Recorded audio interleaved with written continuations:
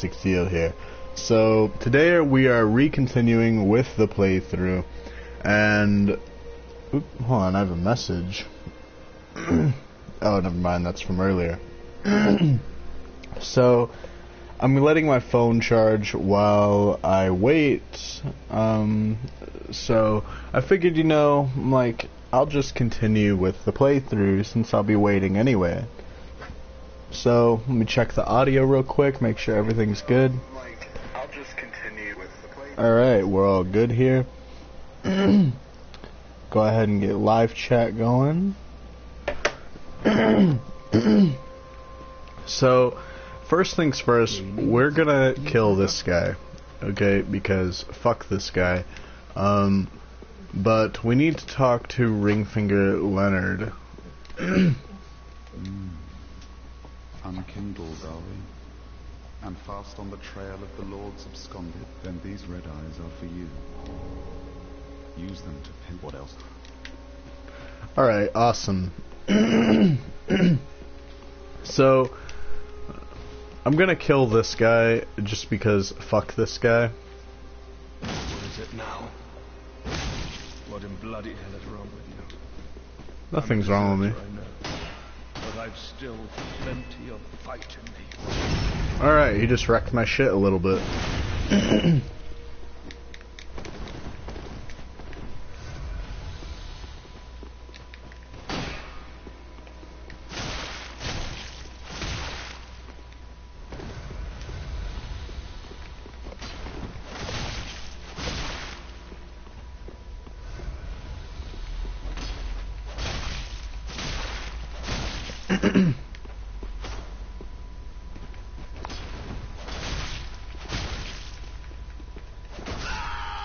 Gotcha. Crawled out of the ground, for God's sake. Alright, sorry I keep coughing, by the way. I just, can't seem to clear my throat. Alright, so I actually kind of like that dialogue. I've never actually heard it. So now we need to go kill the Sword Master.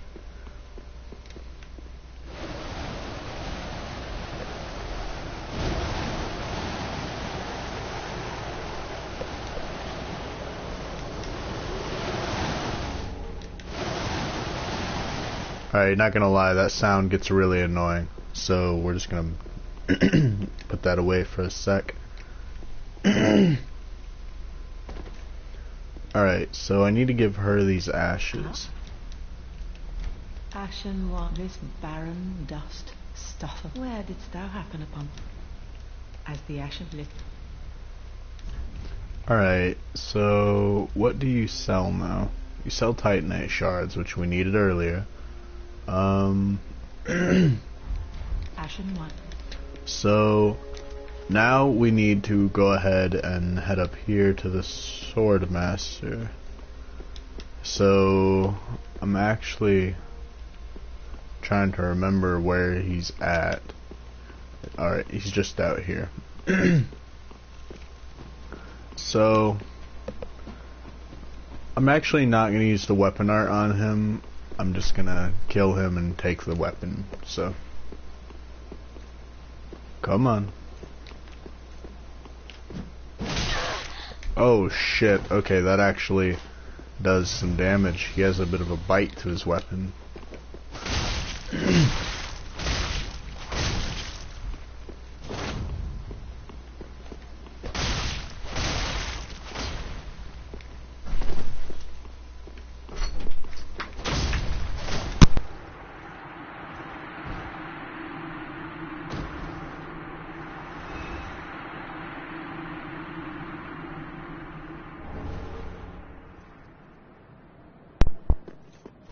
So we got that out of the way. Now, when I first actually did this, I was always wondering, where does that door lead? And it's actually kind of cool once you figure it out.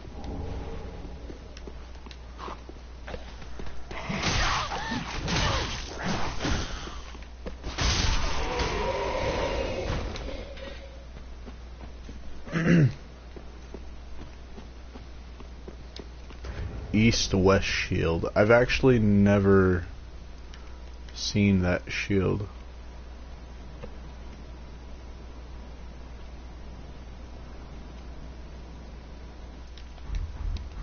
It's actually a cool shield.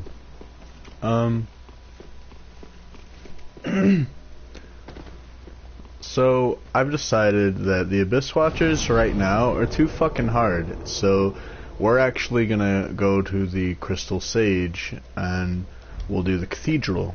You know, fun fact, I actually didn't do the Cathedral of the Deep until I actually made it to Irithyll, because I didn't even realize it existed. I actually thought that the Crystal Sage was nothing more than an optional boss. So I ended up making it all the way to Irithyll and having to go back. And I remember that being like kind of a headache, but not so much a headache, I guess. It wasn't too bad. It was just like, you know, just never noticed it, which is funny enough, is just over here.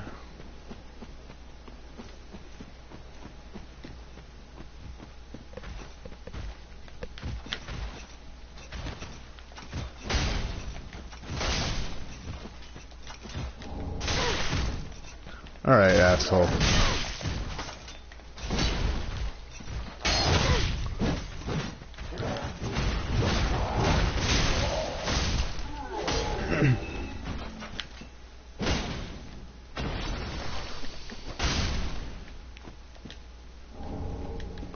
Alright, we got some twinkling.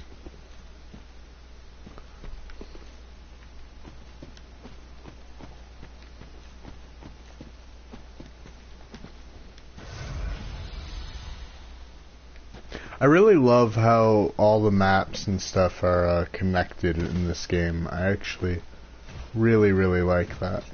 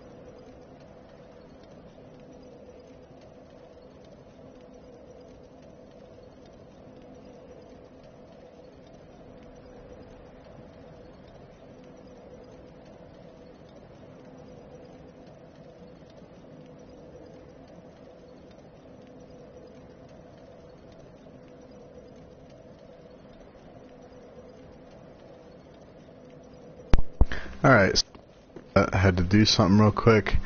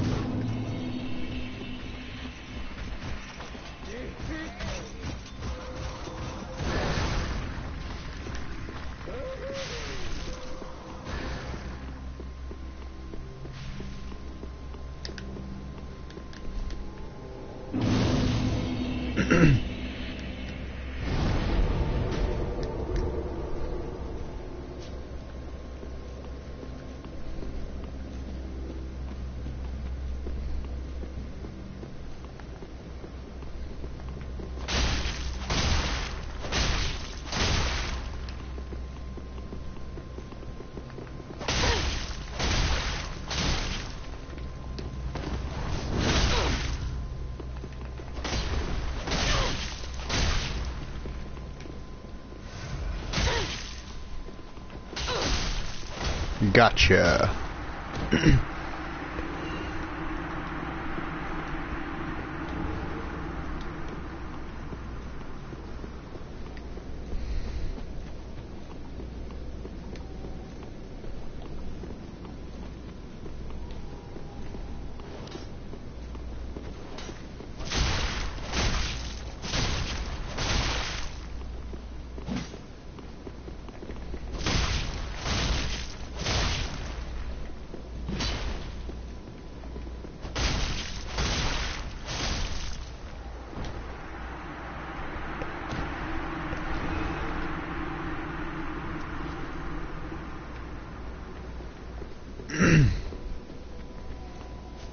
And now we run.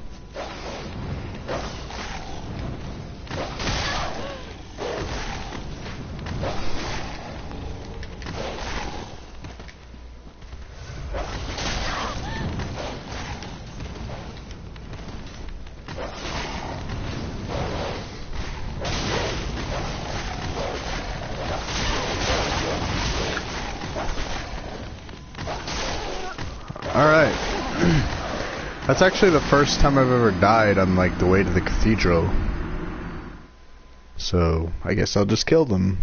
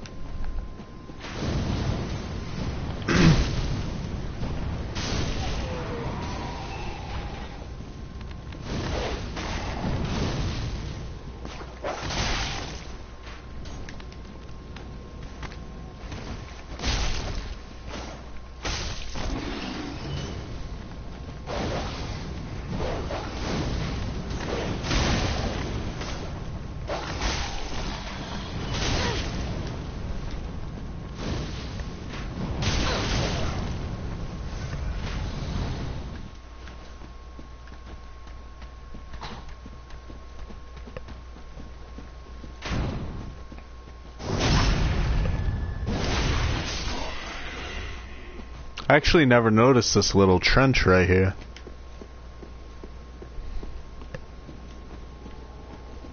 Kinda cool, actually.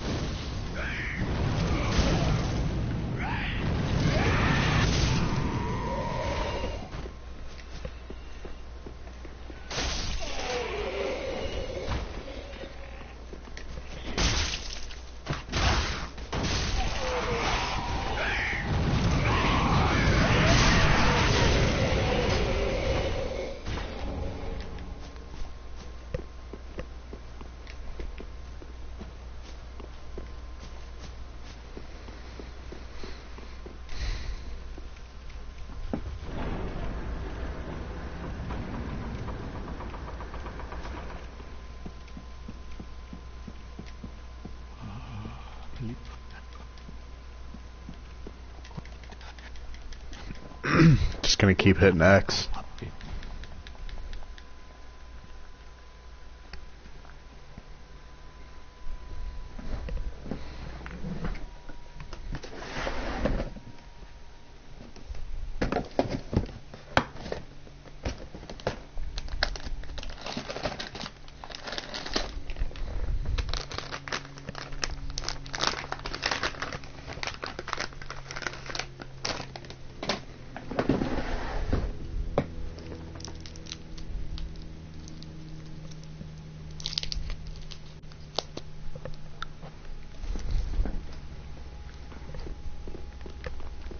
Okay.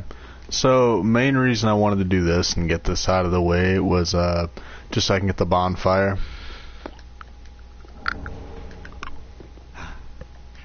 Have you just arrived? How very unusual. Just how long has it been? Rejoice, my new friend. The cold and gentle painted quick. Go along, the sweetly rotting bed to lie upon. Ah, you're no exception, but you're safe now. Ariandel will make up. So, the sweetly... Alright, I know this is extra as hell, but here's what we're gonna do.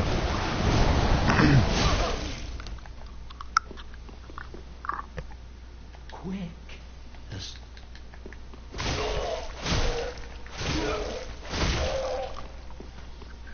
Do you not die? Alright, there we go.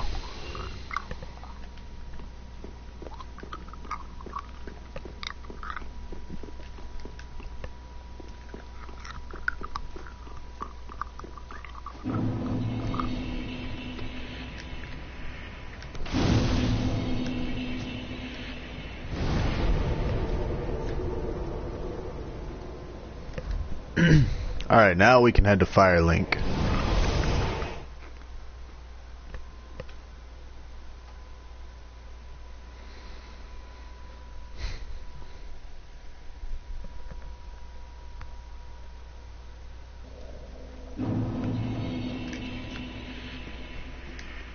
Hello again. I have since heard a great deal about you.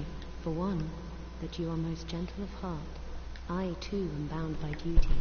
But I hear that cordial intrusion lays the path to embers. If I can be of help, by all means. Blessing of the moon. If bless...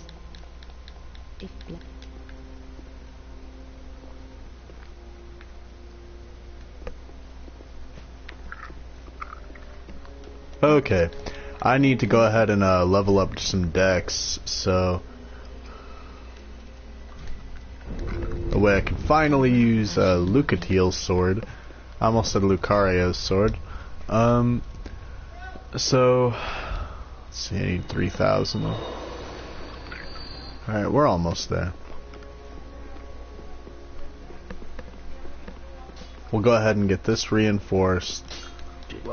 And then... Alright.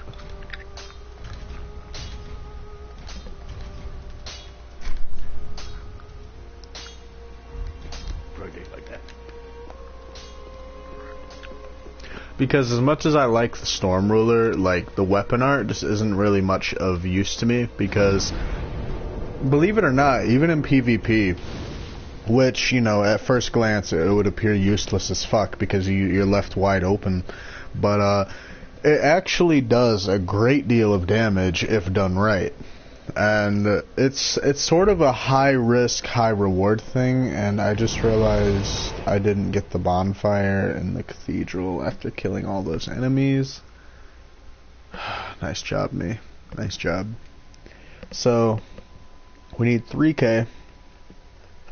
But we're gonna run again this time, and hopefully we actually make it.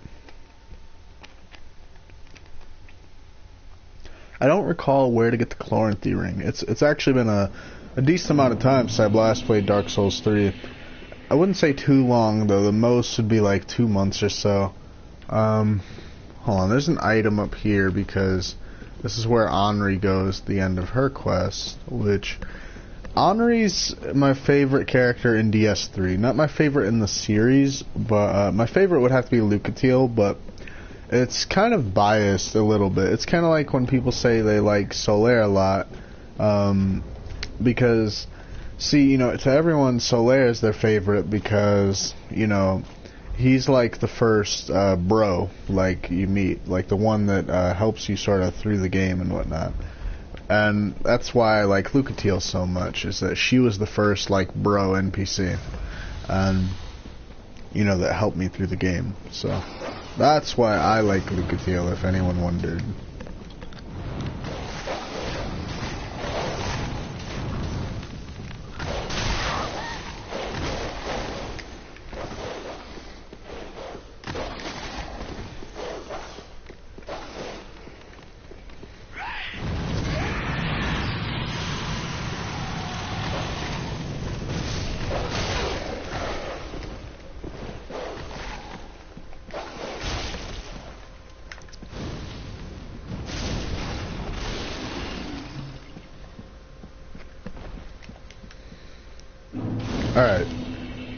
We made it, and hardly a scratch on us at that.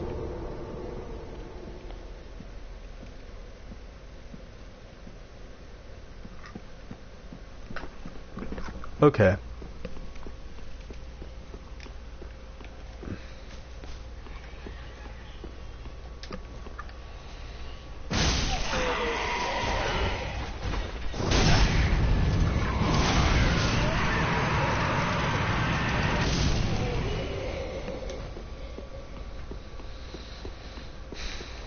I need to equip a torch before I even think about proceeding in this area.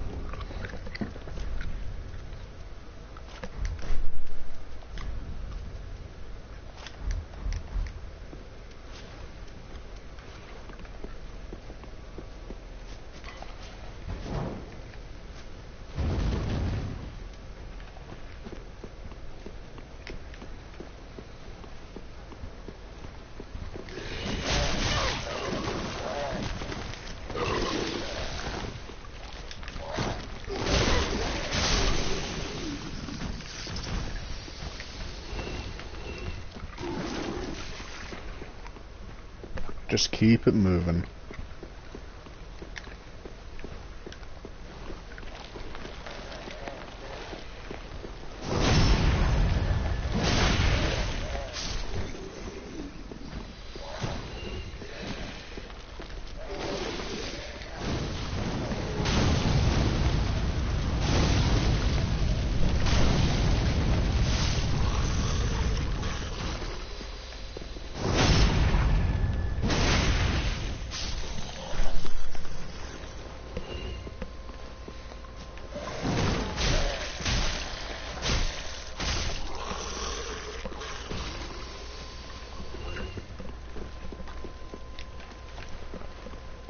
Cool trick you can do to get rid of the Hollow Wardens. If you make friends with Mr. Giant, he'll help you out. A great deal, in fact. Or you can just do this.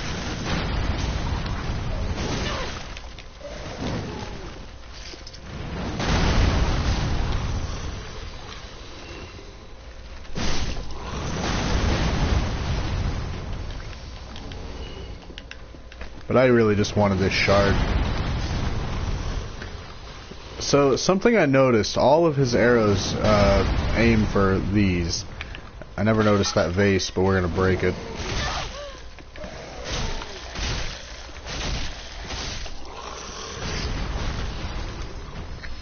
I wonder why, though. Like, I wonder if this is a reference to Princess Dusk, which I know the, tree and whatnot does.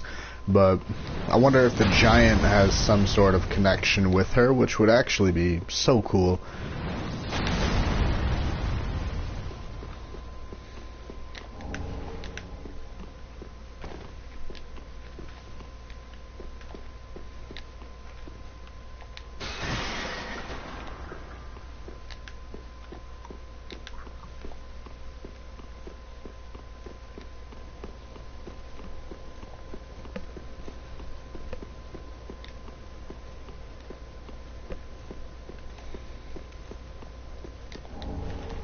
Red bug pellet.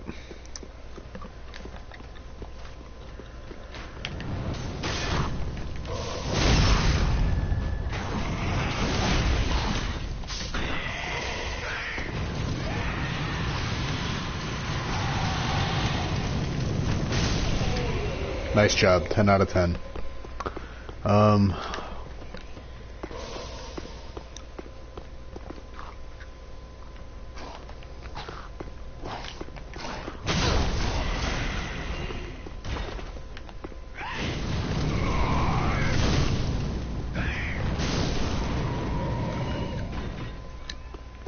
Fantastic.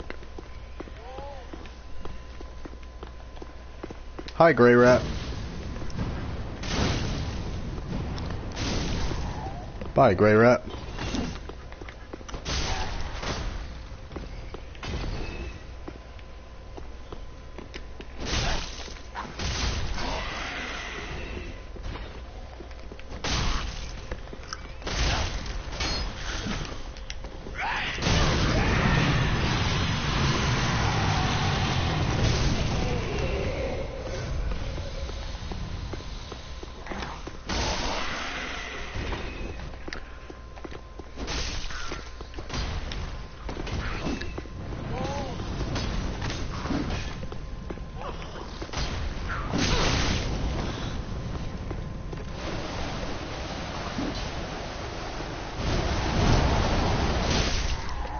bitch.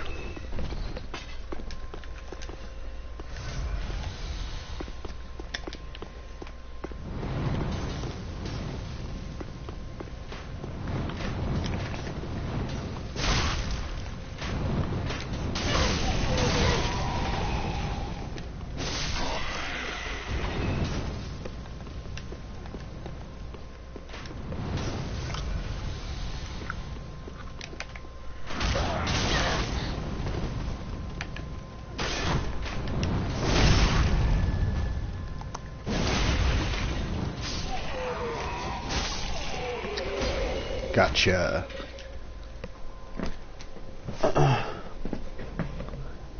Hey, what's up, Molly? So I decided to do Cathedral because I was getting my ass kicked. So this is what we're up to now.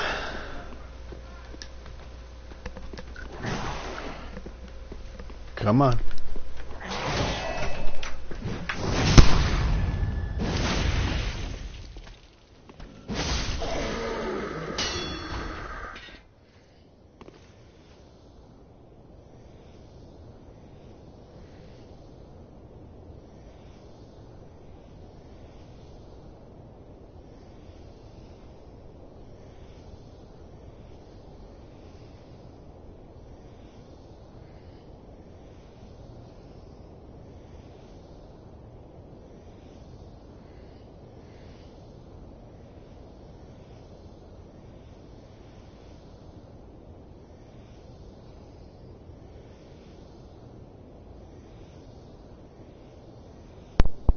Okay.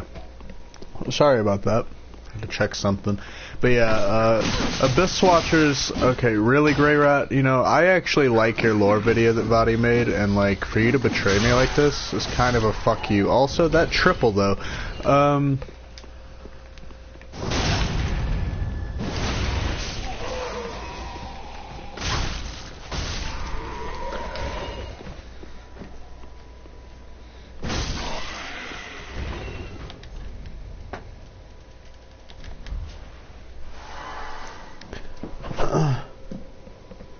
alright. Hello there. Come on. What you got?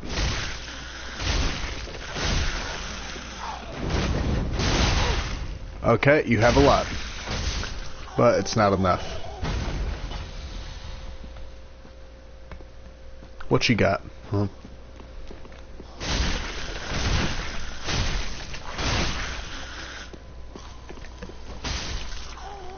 Bitch. Give me that Estus. Yeet. Hey, what's up, Forky boy?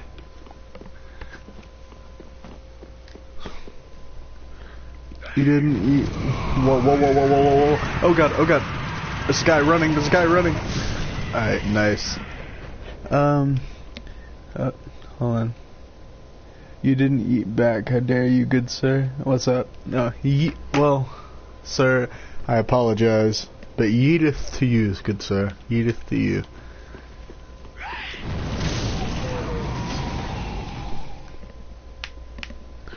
How you doing today, man?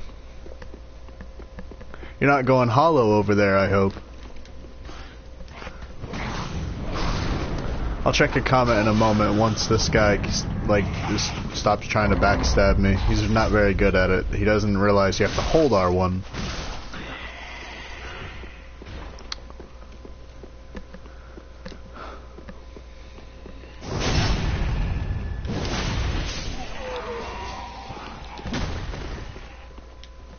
Come on. It's not my first time dealing with this.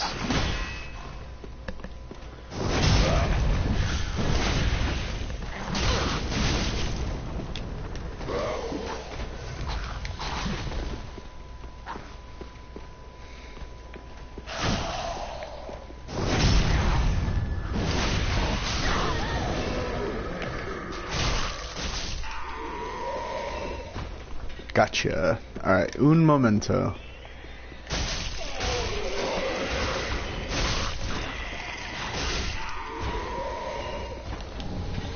I just wanted that ember. Okay. Yeetith. Pretty good, and yes, I am. You do know it's Forky from Xbox, right? Just making sure. No, I actually didn't. I'm being honest. I actually didn't know it was you. I don't know if I've ever seen you in my stream, so I figured your name would have been like Forky Artifact.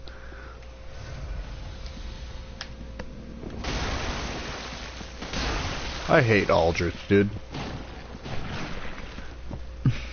Lamau got him. You did, I'll admit. You got me. Yeah, Deacon. Fuck off, man. Hey, by the way, do you still play Overwatch? I just got a notification and figured I'd drop by. Awesome. I hope the quality isn't too bad for you. Once I move, though, I'll be getting better Wi-Fi, so I'm gonna be able to stream in better quality. So, definitely looking forward to that. Ooh, don't want to go there. That's where Mr. Giant is, and fuck him.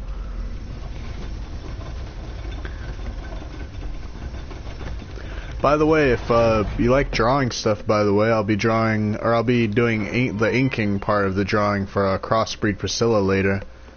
People were wanting me to draw the Maiden in Black yesterday, so I might do that next. Meh, I play every once in a while, but not too much, and the quality is fine. Awesome. Curious, did it just like kind of get boring? Oh god, did it get just kind of like boring to you, or you know, you just like don't really like the new meta? Alright, I might drop by then. Nice, Maiden in Black would be cool. Yeah, I joined a party last night in a community, and basically they're saying, you know, Maiden in Black, which I listed every female character I could think of, including Maneater Mildred, which I actually kind of want to draw because, like, favorite NPC that doesn't really have a backstory, because she is a fucking tank, and, like, that's just so goddamn cool. Alright, Firekeeper, where you at, my dude? Well, yep, awesome, sweet, yep, awesome, I love this dialogue. Just gonna fix that, and then go ahead and upgrade that. Alright, so now we're not stuck with the Storm Ruler. It's a fine weapon, but it kinda blows, so we're gonna do this. I prefer the moveset anyway. Oop, another comment. I don't know, I haven't been playing much. I don't know why. Mostly because one day I just sucked ass at Overwatch and I couldn't get my skill back. I feel you, man. Like, honestly, even though I only, like, play Reinhardt because, you know, I love Dark Souls, I actually had a week where I was absolute, like, shit as Reinhardt for some reason. And with me, actually, because I can go from playing on, like, fucking 200 sensitivity to where it's like, okay, the next day that feels too fast. And basically, like, I have to fuck with my sensitivity a lot. Because, you know, like, I don't know, my body just says, oh, hey, that speed you're used to, yeah, we're gonna have to turn it down a notch, you know? So, you know.1 week? Bitch, I sucked for 3 weeks, what you mean? Honestly, Forky, I don't really think you suck. Like, I think part of Overwatch is something I have learned. Like, when I did go on a cleansing of my tilty and toxicityness, like, something I noticed, like, you just gotta have fun, you know? It's not even about being the very best. Just have fun at the end of the day. Which I know that's kind of different for some people, because for some, you know, trying to be the very best is what makes it fun. So I guess I don't really have a solution for that one, if that's the case. And oh god, Mr. Giant, fuck off. I don't have time for this.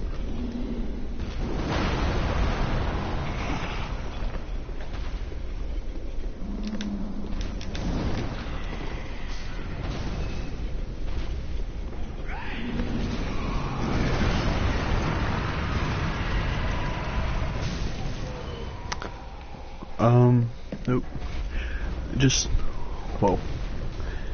started playing games more toxic. It's like I got too non-toxic for me. Started playing For Honor, and then it's like toxic. I feel that. Like, honestly, what helped me get over mine, believe it or not, I was actually once kind of toxic. I'm not really toxic anymore. I think getting tilted is normal. Because, I mean, we all get irritated at games, and at least once in a great while. And, like, I just think it's how often and what you do while you're tilted that counts. Like, for example, there are some people that when they get tilted, not gonna say names, because, you know, it is someone, well, I don't really like this person, but still, like, I don't believe in, talking shit about people. So, point is, this guy, whenever he would get mad, he'd say, well, my fucking team's trash. But see, the problem with that statement was that, you know, we were in a 6-stack, meaning he was referring to, like, everyone but him.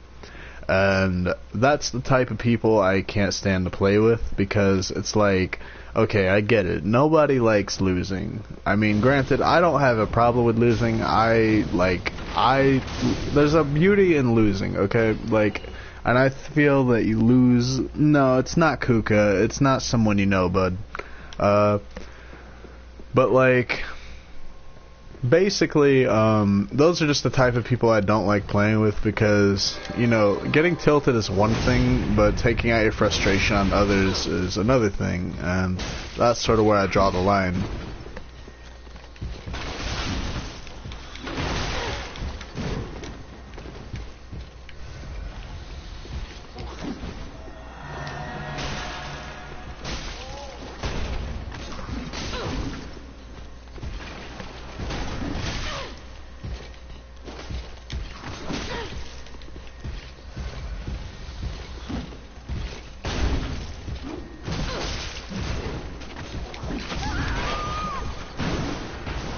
Yeah, I understand what you're saying. Anyways, I'm gonna go play some more Frames of Peace, man.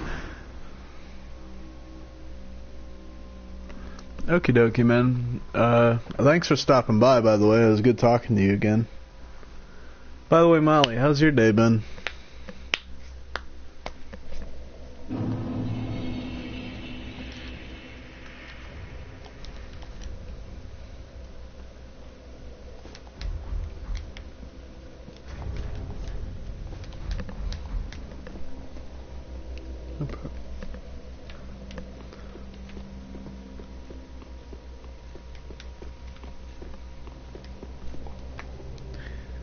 Day's been super boring, honestly. Oh, damn. Why's that? Just nothing to do, or, like... That's kind of how my day's been, honestly. I'm just waiting for my phone to charge so I can get to drawing, because I've actually been... See, something I have learned... Oh, by the way, my Xbox is good. It was actually just the power brick, so I just need to buy a new one. So I'll have to get that done soon, but I'm not gonna lie, something I've actually liked about not being able to play Xbox is that I've been able to stream more, because, you know, like, Overwatch, like, it sort of has a bit of a grip to it, in the sense of, like, you know, since I can't stream Overwatch, unfortunately, I could stream it if I bought it for the PS4, which I've actually thought about. But it's just the fact of having to start over that kind of really wrecks that for me. Lots of work plus nothing to do, and glad your Xbox is good. Yeah, same. Honestly, I was expecting like at least a $50 fee for the repair, but since it was only the diagnostic and they didn't really have to repair anything, I actually didn't get charged anything, so...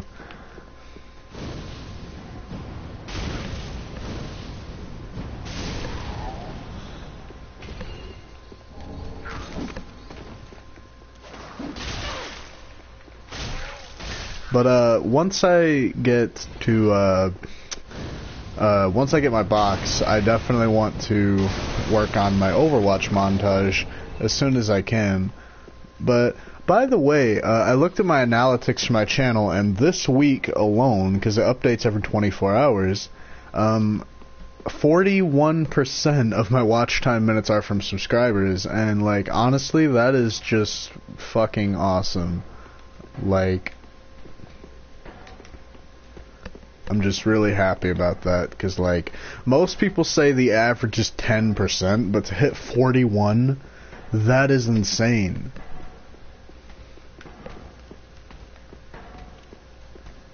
Hello there.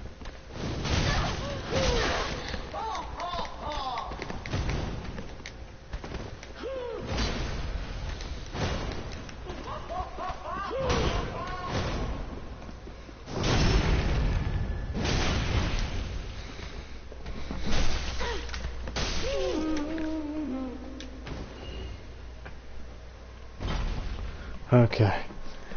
Whew, that was tough. That's awesome. But yeah, like, I was so happy about that. And the Overwatch montage, I definitely want to work on, but I also really want to get to doing more drawing streams. I was actually talking with a old friend from my senior year last night, and I don't know why I almost said last year again. Like, I have such a hard time, like, speaking while I'm, like, fighting for some reason. Point is, though, is like, we're talking about, because he doesn't really like Fortnite. I don't really have anything against Fortnite, but he was saying how a lot of YouTubers are playing Fortnite, you know, because it's really popular right now, and it's kind of easier to get views when you play it.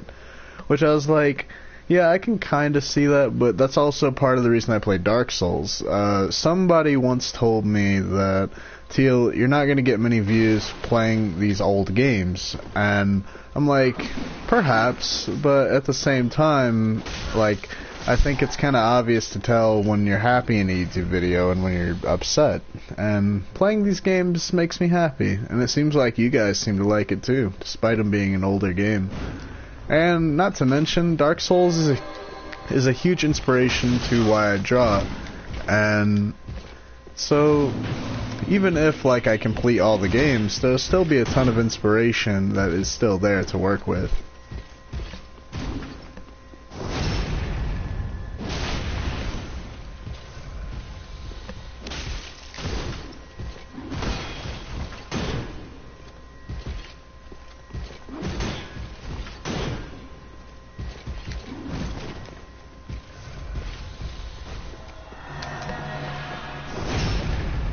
We're just gonna go with the backstab here, and gotcha. I love that helmet because it reminds me of Castle Crashers. Alright, boop. Yeah, I'd rather you play games you like and be happy. Yeah, that's something I learned, especially throughout YouTube, is that, like, had I continued with walkthroughs, it's like, yeah, you get the views, but, you know, you might be unhappy, and that's sort of why I just continue to play these games, because Dark Souls is really kind of where my heart lies, honestly.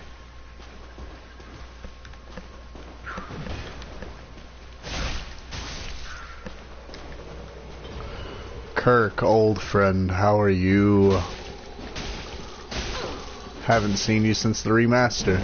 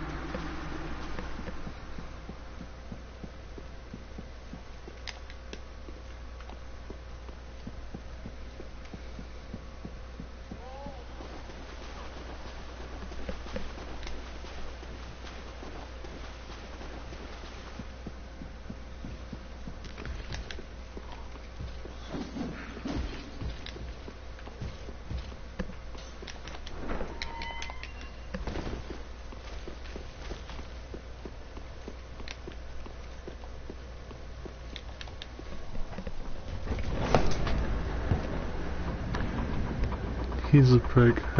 Get it? Because of his armor? That's actually pretty clever. I like that. You know, I'll be honest, something I do like about Kirk, though, despite him being, like, a fucking annoyance, to say the least, something I like about him is that the thing I love about his character is that he shows that, you know, not everyone we think in Dark Souls is evil is actually doing it for an evil reason.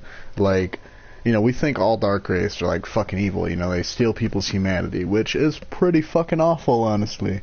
But he does it to try to save someone who basically took in all the poison of the denizens of Blighttown. So he's essentially trying to ease the pain of someone who tried to do something really nice for people. And that's sort of why I actually have some respect for Kirk, because he's seen as a bad guy trying to do the right thing. Well, it depends on what your definition of the right thing is, but that's something I really like about Kirk. Farewell, Ashen Wing.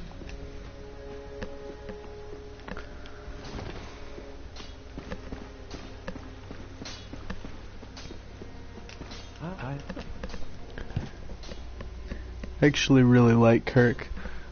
Like, which is what I'm saying, like, I don't know what I would do if Vadi, like, didn't exist, because, like, truthfully, like, he helps understand, like, he makes sense of the lore, and, like, could you imagine if there were no lore channels, like, if we all had to piece together everything, like, that would be, like, so hard to do, like, whew. I don't think I could do it.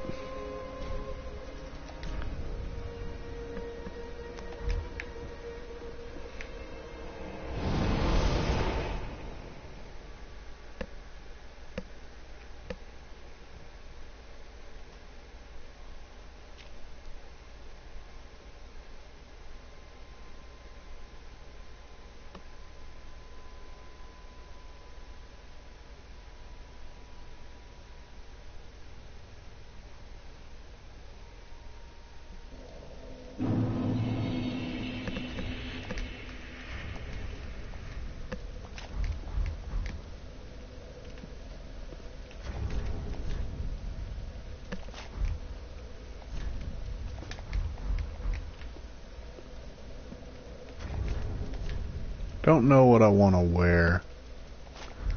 I'll just go with this still, I guess.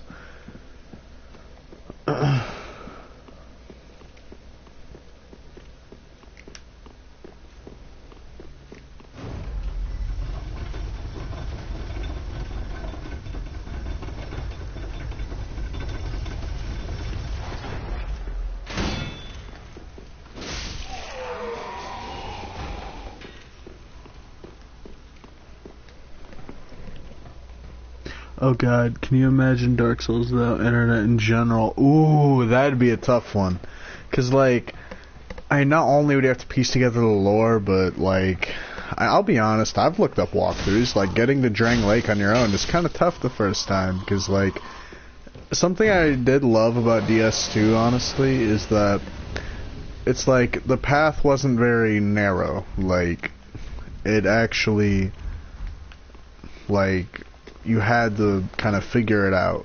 Like, Dark Souls 3 feels kind of narrow in some sense, because, like, I don't think you can really get lost. Like, it's very hard to get lost in this game. Hi, buddy. Oh.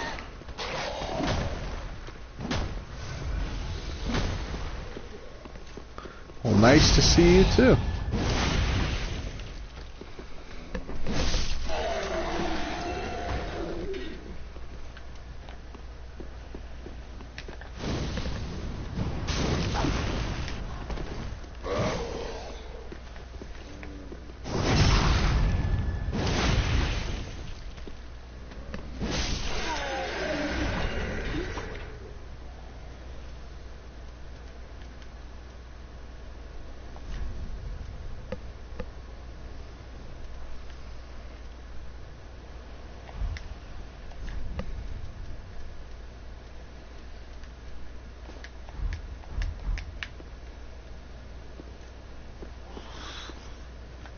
Hey, buddy.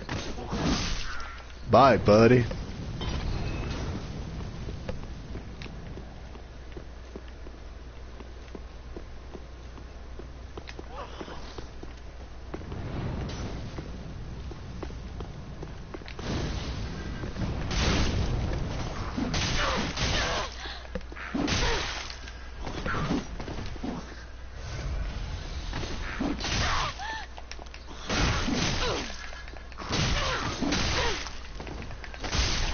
was like, that's literally the worst way to go out. Like, this is not fair at all.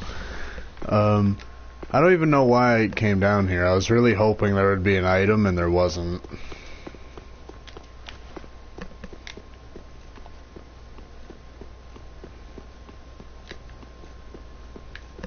Alright, there's an item down here.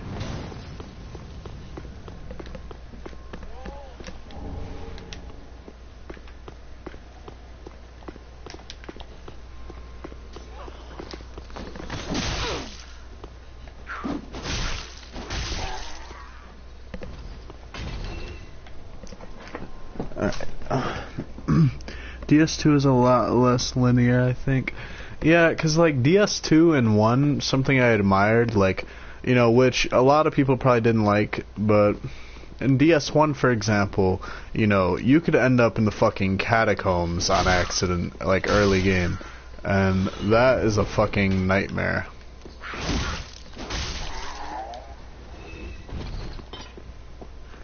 Especially because, you know, when you're early game and you're new to it, you know, you don't think to fucking get a divine weapon.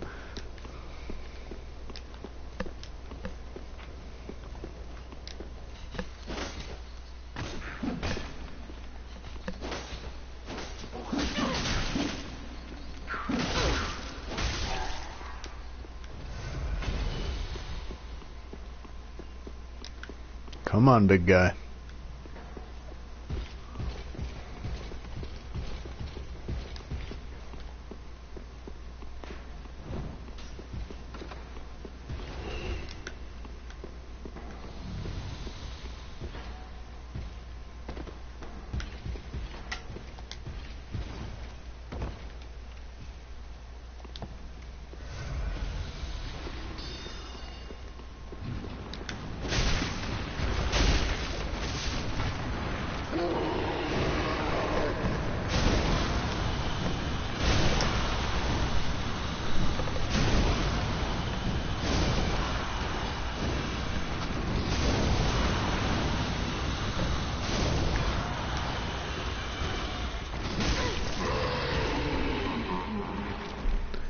Gotcha.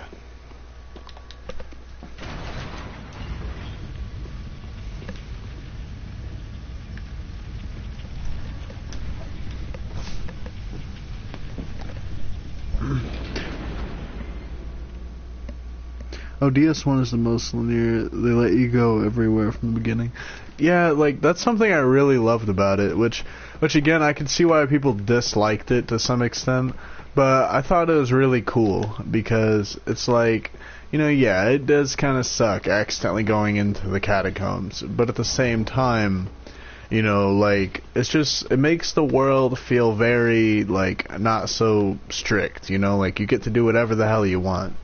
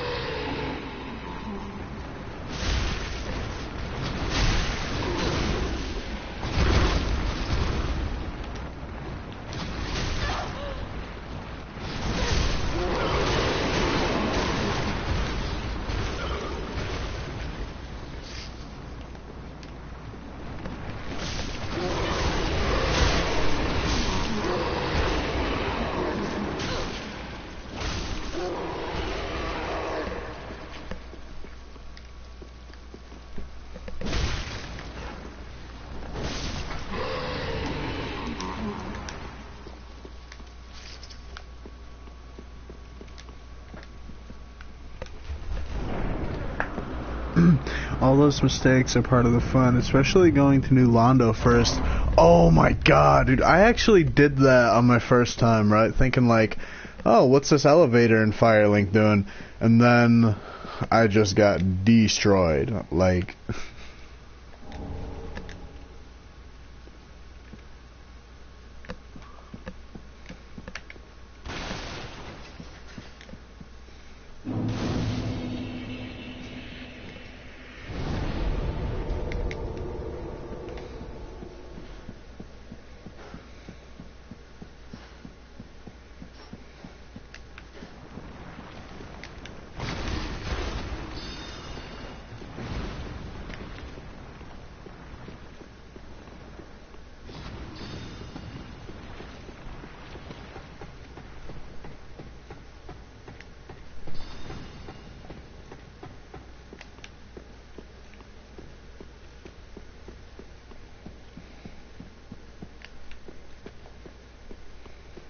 Alright, now we're going to do the hardest boss fight in the game, Deacons of the Deep. God damn it.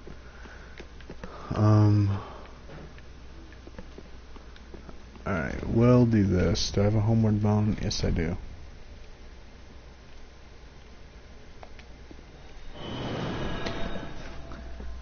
I did that the first time, then went to the catacombs. I have like the worst sense of direction. Honestly, like the first time I went to the catacombs, like I thought it was like DS3, you know, you don't need a divine weapon, you just need to kill them like twice occasionally. Well, I was thinking I was good, you know, with my plus 10 Uchigatana, like I'm all good, right? And I have like a fire Uchigatana, or no, lightning Uchigatana, which is like fucking amazing in DS1. And I'm thinking, I'm all good, right? No sweat. Well, I kill all the skeletons, I make my way to the bonfire, and there's like 50 skeletons behind me, and I'm like, you know, I feel like I killed you guys. You know, just a hunch, though. No guarantees. And I just got destroyed.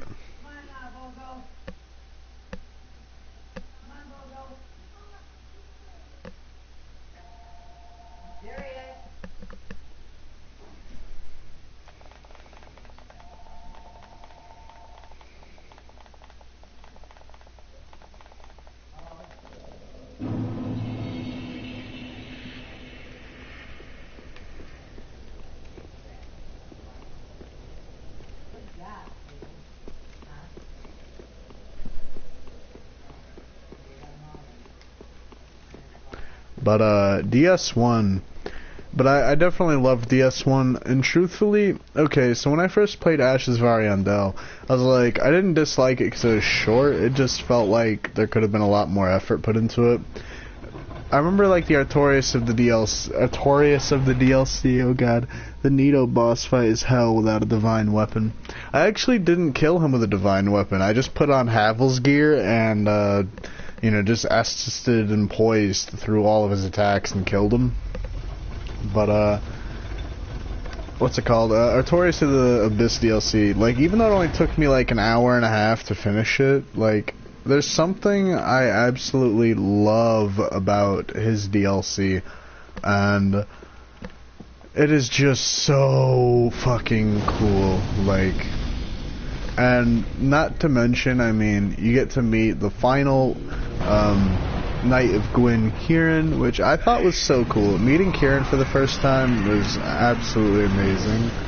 And aside from that, though, like, it just felt like it was so lore-packed. And I love when it is lore-packed. Like, I feel like there's just so much to learn, you know, just endless possibilities of shit you can learn.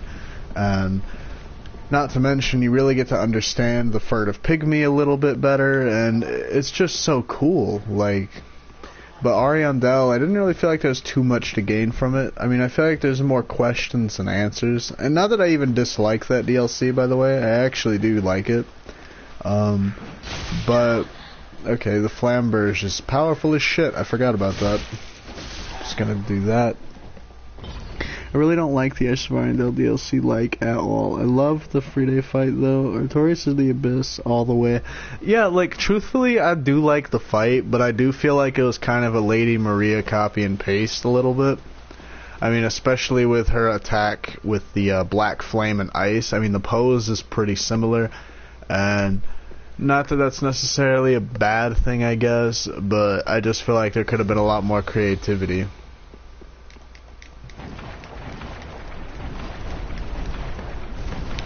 Because, I mean, I know FromSoft, like, and, you know, we all kind of know them well in the sense of, like, you know, when they make a game, they go all out. Like, they do not hold back. And it's like, with Ariandel, it just felt like they didn't have, like, a lot of creative energy left in them. Like, it just felt like maybe they were trying to scrape together some ideas. And that kind of hurt a little bit. I'll read your comment in just a moment once I get down to these stairs here. You don't have to summon Cirrus for a quest, so I'm not going to do that. The Gravetender fight is a joke and the DLC is way too short. Yeah, honestly, the Gravetender was absolute shit. I'm not even going to hold back with that. It just felt like the equivalent of fighting, like, the Mad Woman that you fight in the Road of Sacrifices. Like, it's just sort of some random NPC person. And I feel like they're trying to represent Sif there with the wolf and the grave and, you know, the sword at the end, with the sword with the grave. But I feel like that's more or less not so being creative, but more or less trying to pull at the nostalgia strings. That's really was some of my issue with DS3. Like, I'm okay with nostalgia, but don't make it, like, all nostalgia.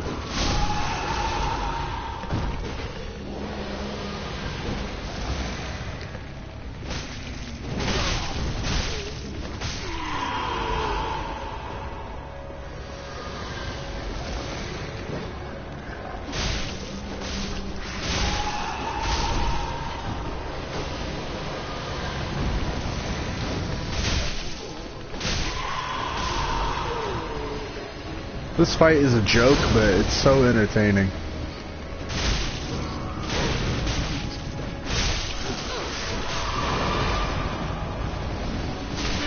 Oh god. Oh god, that's a problem. That is a problem. Just gonna...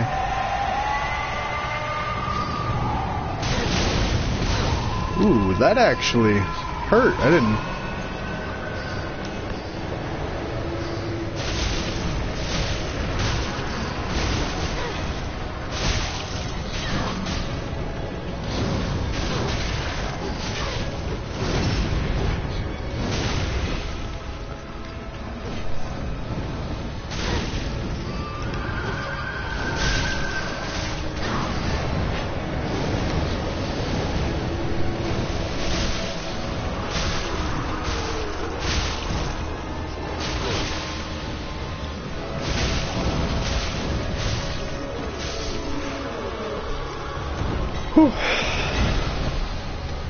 Alright.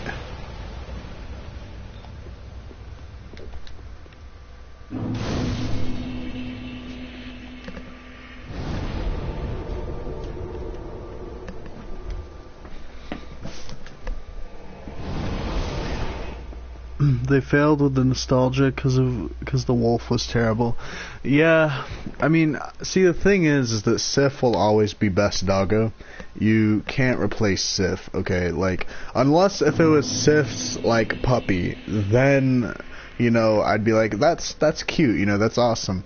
But, like, there were no other wolves that we knew of, so, you know. Plus, I prefer Sif being the lone doggo, because Sif, like, the thing I love about Sif is that we don't get dialogue from him. We don't get anything, like, other than a cutscene, and a boss fight. Well, 2 boss fights. Welcome home. And an interaction. But it's the loyalty that he displays that... It's the loyalty he displays, and, you know, the fact that even though he's just a wolf, okay, he has such a great sense of honor because he stays at Artorias' grave until he dies from the Chosen Undead, unfortunately. And, like, I just absolutely respect that, and that is so goddamn cool. Like... And I really wish that killing Sif was optional, because I really hate that you have to kill Sif. Like, I think it is kind of bullshit that you have to kill him.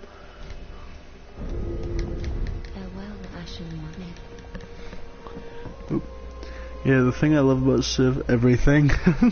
Honestly, yeah. Like, somebody put once that, like, Sith is their favorite fight because they love killing Sith or whatever, and I'm like, you, sir, like, do not speak to me, like, ever. Like, I don't know how someone can say that. Like, you have to be complete evil to say that.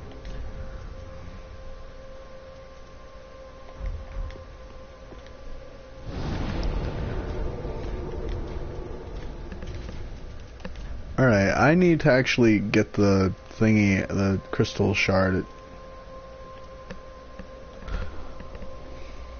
That's disgusting, man. Yeah, like, I don't remember who said it, but somebody said they saw it on Reddit or something, because I remember somebody saying that to me, and I'm like, who the fuck could say that? We're talking about Sif, the best puppy. And by the way, did you ever watch an animation called Dark Souls in Summary by Plague of Grapes? Because, like, I love the scene where it shows Artorias, and he's talking to a cop, and he's like, check out this puppy, and he just, like, pulls Sif, like, out of his pocket, and, like, he drew Sif so adorably in that animation. Like, Sif is absolutely cute as hell in that, and I just thought that was cool. Plus, I love that it shows Artorias as, like, a construction worker, and he's like, yep, looks like we had a clog up the pipe near Lucille. Like, like... And he's like, if I don't call back by Thursday, go ahead and do what needeth to be done. And then he, like, looks at him, he's like, thouest, like, and points at him. Like, I absolutely love every second where they show Artorias. Which, by the way, I learned that I was saying Kieran wrong. I think I'm saying Kieran wrong. I think it's, how's Kiran? Kiran. I think you're supposed to say it like Kiran or Kiran, like, because the name Kiran is a mix of the words Little Dark, which kind of makes sense, and in my opinion just sounds adorable. And it's not very intimidating. I know she's an assassin, but come on, like, with that name and you learn the meaning, I mean, is it really that intimidating? I just think it's adorable. Which, by the way, I know Dark Souls isn't necessarily a love story kind of game, but I still believe that the feelings are mutual between the two, because, like, that'd be too cruel, even for Dark Souls.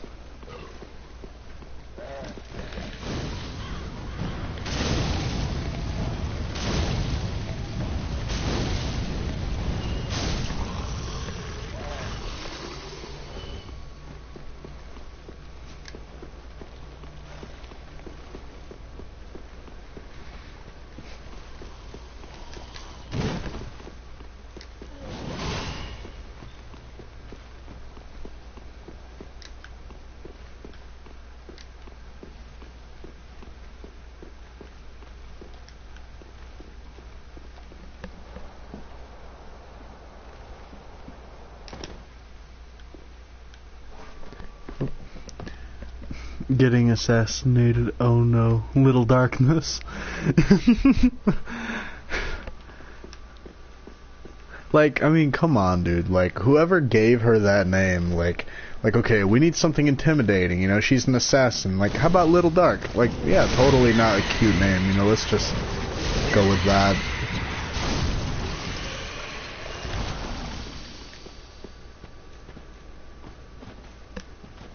I really want to see what's down here.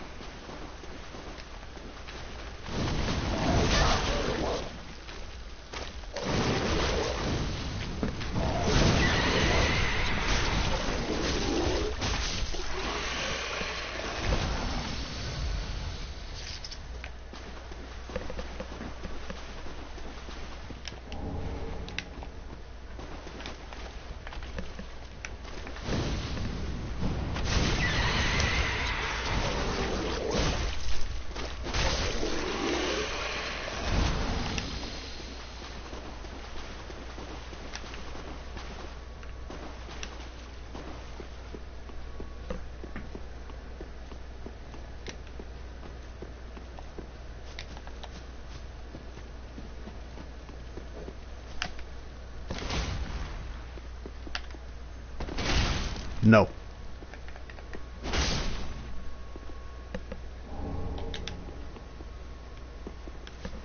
Okay. But I drew Kieran, and like that's probably one of my favorites. I had a lot of fun drawing Kieran, actually.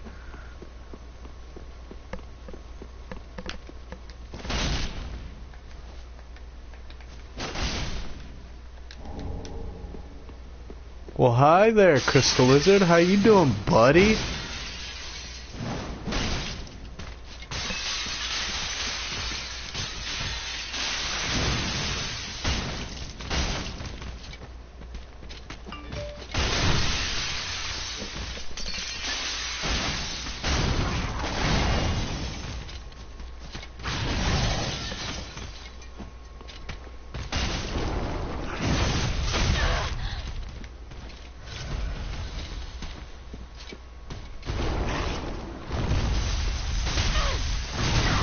Alright, that's bullshit.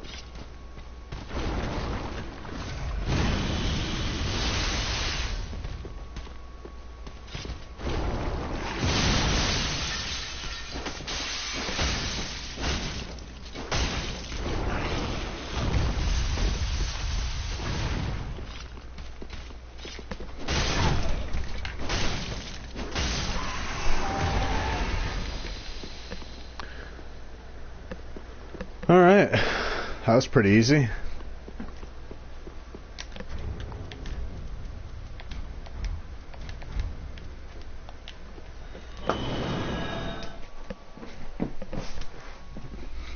Yeah, I remember, it was great. Thanks. I really do want to draw more Souls characters because, see, like, I just love the knight armor, okay, like, which honestly I was thinking, right? So my brother is the one that got me into gaming. I first played Mortal Kombat, you know, and then GTA, etc. And like, you know, it's kind of crazy when you think about it, cuz like, I mean, there's always someone or something or somehow we get introduced to video games, which eventually leads us to Dark Souls and stuff. Like, it makes me wonder, like, if I never got into video games, I wouldn't know about Dark Souls, which in turn I wouldn't know about anime, which means I wouldn't have ever attempted to become an artist. Like, which, Until Dawn, by the way, made me think a lot about the butterfly effect. That's not obvious enough, but, like, I just think that is really cool.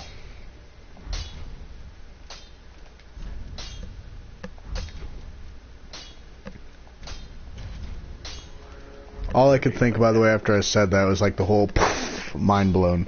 But I just think it's really cool, you know, because like as much shit as video games seem to get, you know, like, oh, like how they're bad for you and stuff, like, truthfully, video games are what inspired me to even attempt to become an artist, and not to mention get into weightlifting as well.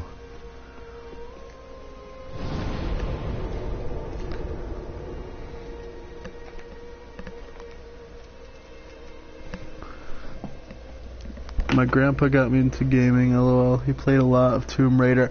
Dude, that is awesome as hell. Like, like, honestly, like, I had a buddy, and his grandma, like, she would play, like, Call of Duty and stuff, I think, and, like, I just thought that was so cool. Like, I always wish I had, like, a parent or, like, a grandparent that played, like, video games, because, like, my parents, my mom never had an issue with me being a gamer, but my dad did. So, you know, they never really understood that it actually has some positive effects, and not gonna lie, believe it or not, part of what also wanted me to, like, help me I want to at least attempt to get buff, like, honestly, Animu. And I wouldn't know about Animu without video games.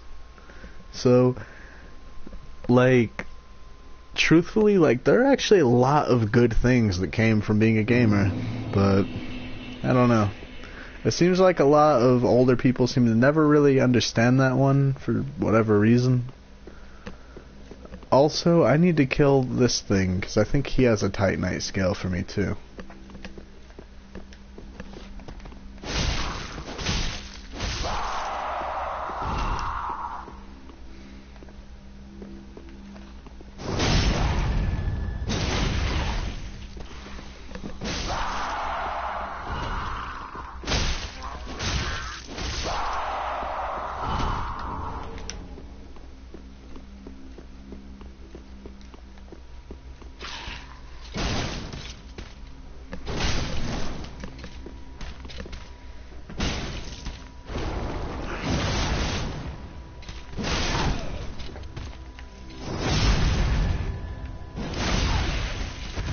I don't know what that camera angle was, but okay. So, I think I actually have enough to upgrade this sword again, which, by the way, that's what I'm saying. It's actually pretty hard to be a Dex build in the very beginning. It actually made me forget, which all the shit the Dex players get, it's like, come on, dude. Like, we just take the harder route. I love Dex, though. It's my favorite one. I'll admit I did use Strength in DS1 just because, like, Dex is pretty hard to do in DS1. At least in my opinion. My mom loves Sonic. Dude, like, I never played the older Sonic games, but I actually did get into Sonic a little bit. I played Sonic Unleashed, I want to say it's called. Sonic something. It's where he plays the werehog. I played that, and like that was actually a ton of fun, and I actually really enjoyed it. Like that.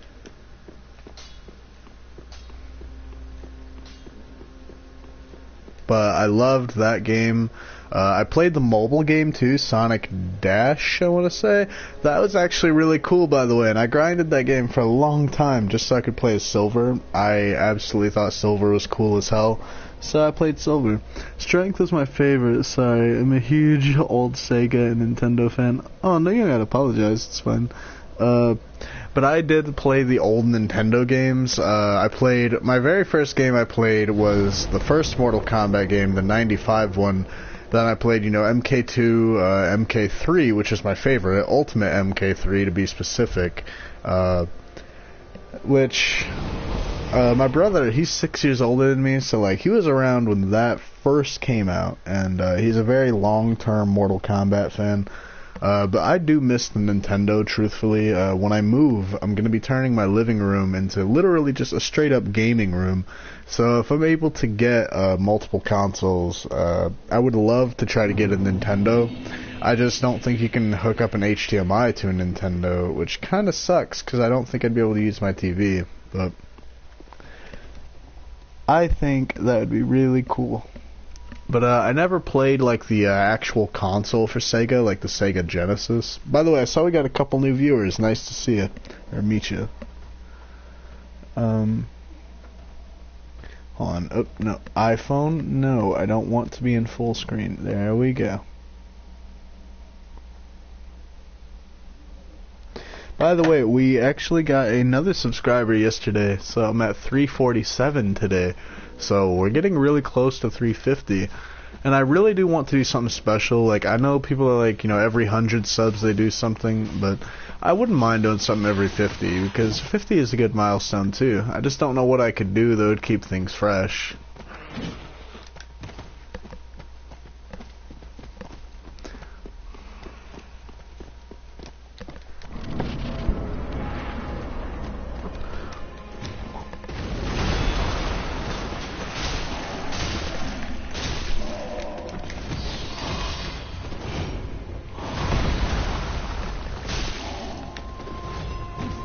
Alright, I'm actually doing a lot better now that I actually have better gear. I'll read your comment in a moment, by the way. I was actually trying to read it when I was standing there, but like, I was too scared of dying, so...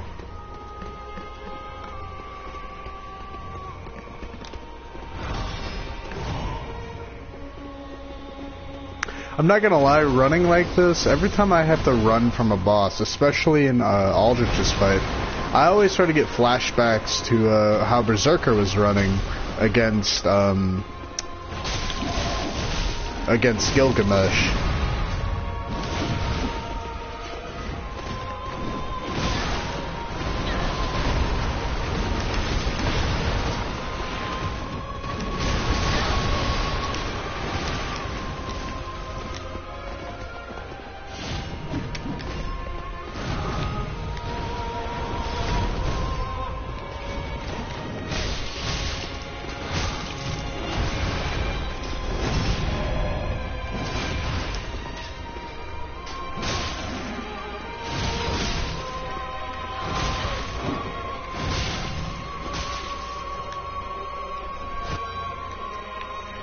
I love this theme, dude. I'll never shut up about it. Alright, so we're not even going to go for rolls, honestly. Or not rolls. We're not going to go for blocks. because with that fire damage, it doesn't really do us much good.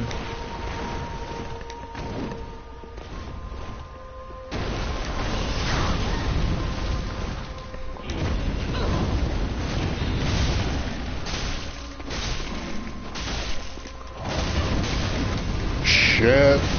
Oh, come on, come on. Cut me a break.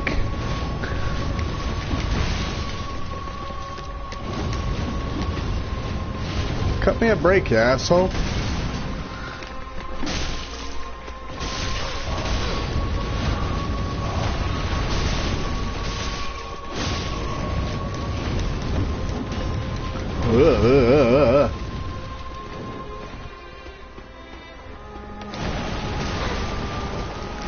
Crap, crap, crap, crap.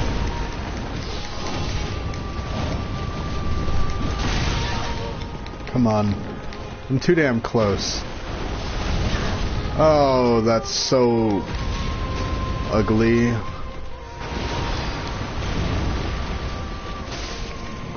Gotcha. Alright. Alrighty, alrighty, alrighty. We did it. Alright. I'm only 19. My favorite games are really really old games. I still have a Genesis and an N64. Honestly, ain't nothing wrong with that. Like, especially like to the people that were like born later on. Like, for example, my little nephew, he was born in '04. And, like, I always try to explain to him, like, you know, like, games looked a lot different and stuff back then, like, way, way, way back when. And, you know, like, he's like, oh, this game looks like shit, for example. When I showed him, like, Grand Theft Auto, I think, or, no, I think it was Mortal Kombat. And he was like, this game looks kind of like shitty. And I'm like, yeah, but dude, like, at one point, this was, like, the pinnacle of gaming. Like, this was, like, the best you could get. At the time, anyway. And it's so hard to believe, because, like, we went from just, like, the 2D fighters to, like, Dark Souls and shit, like, where we're at now. Like, well, I guess it's kind of a really insane comparison. How about this? First Mortal Kombat to, like, MK10. You know, like, that is such a huge goddamn jump, sorry. Like... Oh, we spoke before on the road of sacrifice. I'm well pleased we reached the cathedral of the man who must have left his the little doll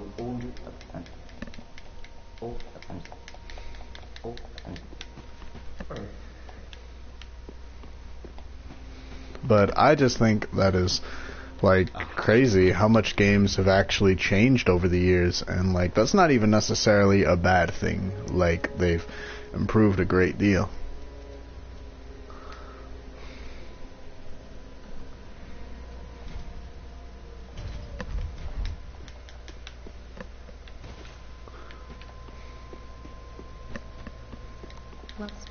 Very good.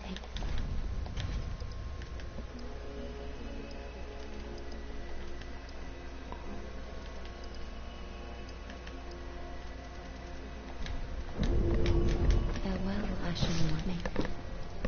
Alright. I feel like when I talk about old games to older people, I get talked down to and people because I'm 19. Wait, hold on, I'm confused. I feel like when I talk about old games... Yeah, honestly, I feel that, like, people always like, well, dude, like, you don't know nothing about this game, because, like, you know, I was, like, so young when I played it.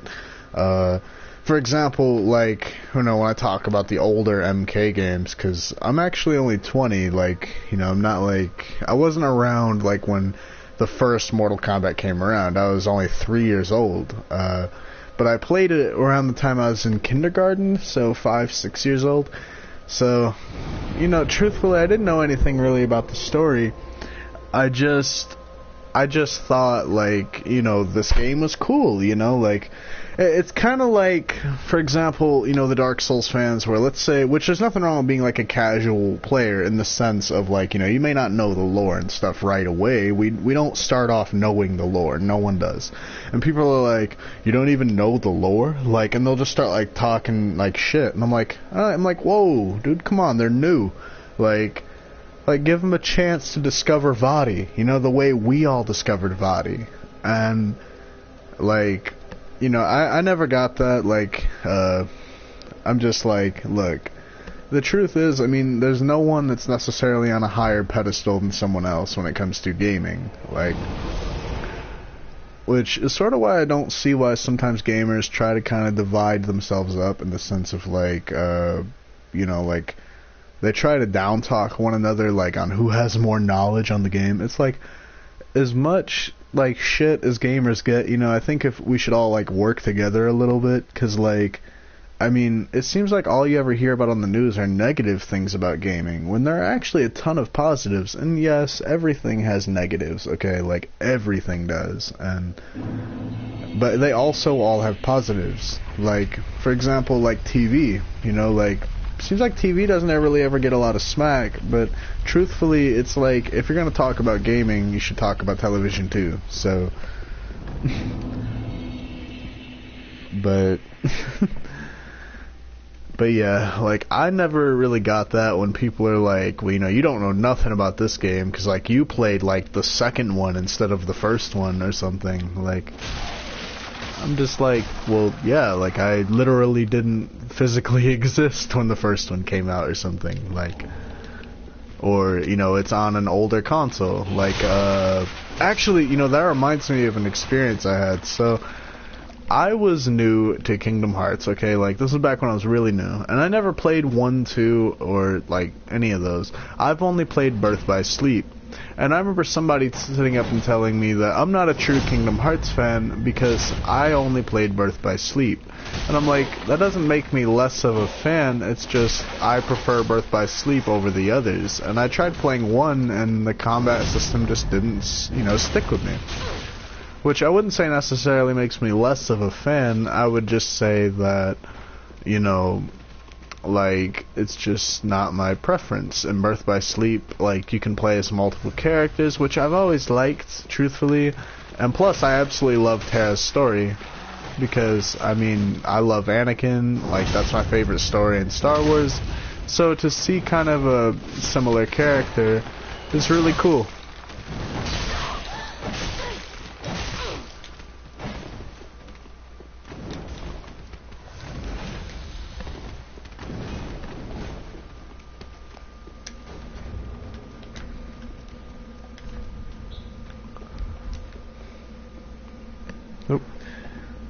It makes them less of a fan for being rude. Exactly. Like, and that's what I'm saying. Whenever I come across to someone that's new to Dark Souls, I will never down-talk them or anything, you know? Like, so what if they don't know how to parry? So what if they don't know how to get to all the areas? That's what the people that are familiar with it should help with, because, I mean, I think the experience of a game not only comes from gameplay, but the community as well. Like, for example, when I first finished Fate Stay Night Unlimited Blade Works, I was like, I wonder what the community is like, you know, because I really love this anime. Like, it is so good. And the community was very toxic towards me, and they were quite rude, honestly, which I was like, okay, I'm not going to let them ruin my Fate experience, because, you know, so what if some of them are rude? Like, the truth is that if a community is toxic, it's bad, okay? No one likes toxicity, but at the same time, once you become a fan of said thing, you're also a part of that community. So why not try to set an example for future people that are new to the series and just be kind to them? Horace is a and I will lay which is sort of what I hope to achieve by when I play Overwatch, Dark Souls, and even becoming an anime fan of multiple animes. Like, because, I mean, truthfully, I mean, gameplay is one thing, but the community definitely does kind of leave an impression on you in the sense of, like, wow, like, I may not want to be a part of this community because, like, you know, look at how the community is. Which I'm not talking smack about Fate. I love Fate. But the community, in my experience, was quite toxic to me, which I didn't appreciate one bit.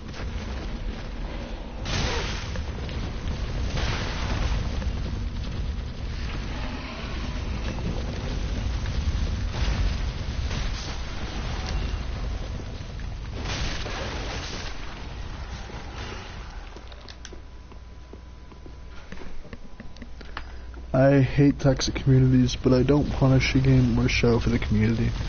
True. Like, which is sort of what I'm saying, like, I do feel like it will leave an impression, and you might think this community might not be as cool because of it, but in my experience with Fate, like, I feel that, you know, even if a community is toxic, or even Overwatch, for example, is like, you know, just because the community is toxic, or a good majority is, doesn't mean that you can't set a future example. That's what I believe. I believe that even if a community is toxic, you know, don't let it kill your experience, but try to set a better example than what the community that you have seen is doing. So, like, in Overwatch, you know, rather than getting, like, tilted, I try to encourage people to basically just encourage them to keep practicing their main, despite, like, all the salty messages and stuff they may receive, because, truthfully, I mean, you deserve to be happy, too.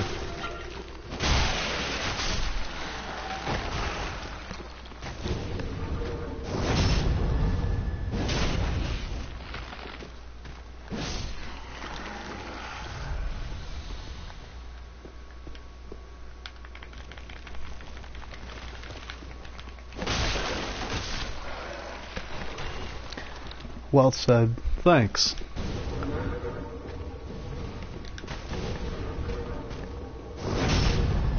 I remember one time I played Sim for an entire day and I received a salty message saying, "Really, Sim?" And I was like, "Really, Hanzo?" And they're like, but your character takes no or they're like, all you have to do is hold RT to get a kill. And I said, all you have to do is press LB. Like, it seems like in Overwatch, though, in my experience, I remember one guy was telling me that I'm a bad tank because I didn't, like, block enough damage or something. And, I had silver elims, but I had 15k blocked. So a pretty well-rounded thing, you know, a good amount of elims, but I also have a good amount of damage blocked. So, point is, though, like, I noticed that once I had explained that I had silver limbs plus 15k blocked, he's like, "Oh, well, like, your friends are bad at DPS then." I'm like, but you were playing Reaper and one of them had gold limbs and I had silver and my other friend had bronze, which means you didn't even have a medal for limbs, like, or like any medals really. And like, which I don't go by the whole argument that medals mean like you did great, but it's like, you know, like, I just noticed that guy wasn't really taking kind of, like, the only person he was avoid blaming was himself, and, like, and I feel like, you know, I'll admit if I'm doing bad. Like, if I'm doing bad at a game, I'll always admit, just because, like, you know, like if I'm like, oh, like, sorry about messing up that ult or something, like, I don't know, my method is that no matter what game I play, I always want to be the nice guy, because, truthfully, I would hope that the people that are new to the game, I might be able to set an example for them. Like, I remember one time, it was something I was really proud of, but, in Dark Souls 3, I saw that a ton of people needed help with bosses. So, what I did was I set up a party, and I actually went ahead and accepted every looking for group post and basically helped out as many people as I could. And I actually did have one person get kind of salty with me because I was taking a while, but I helped out a total of, I think, 12 people that night with boss fights. And I remember just feeling super good about myself because everyone was so happy, and like, they're really quite thankful, and everyone said thank you, and it was honestly an amazing experience, truthfully.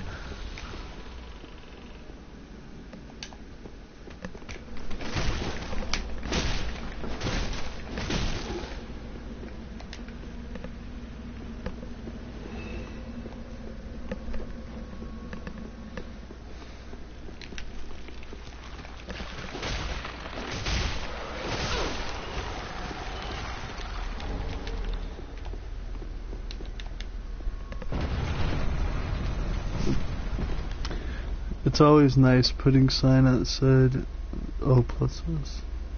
Lots of nice messages. Wait, what's O plus S mean? Oh, Ornstein and Smo. Lots of nice messages. Yeah, like, honestly, I love the Dark Souls community, though. Like, I remember when I first drew the Elite Knight, every Dark Souls fan that, like, replied and messaged, which it was all from a community. It was the Dark Souls 3 community, and I had 200 upvotes, and literally, like, people were saying, like, wow, like, this is really good, and they're all supportive, like, no one was really mean, and I absolutely loved that, like, and it made me really happy, and it's actually what inspired me to continue to attempt to draw Dark Souls.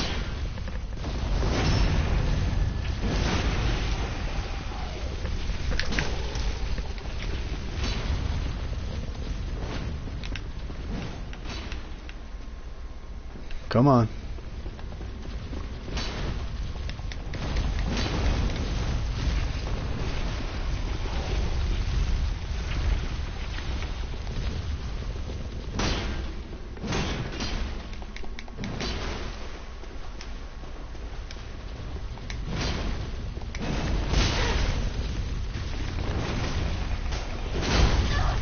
Ouchie, ouch.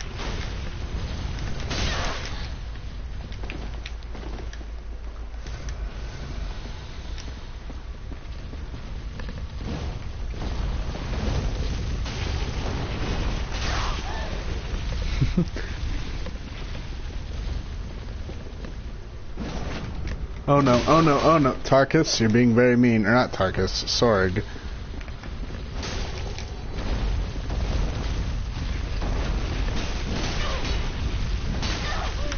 No, no! Sorg! No! At least I got the gesture. Co-op, they're lovely. PvP, they're toxic. True. Like, I don't think I ever got, like, a well-played thing. Actually, I take that back. I have gotten messages like, you know, GG or stuff. But, it does seem like people are more toxic in, PvP. So, which kind of sucks, honestly. I always try to be a good sport. So.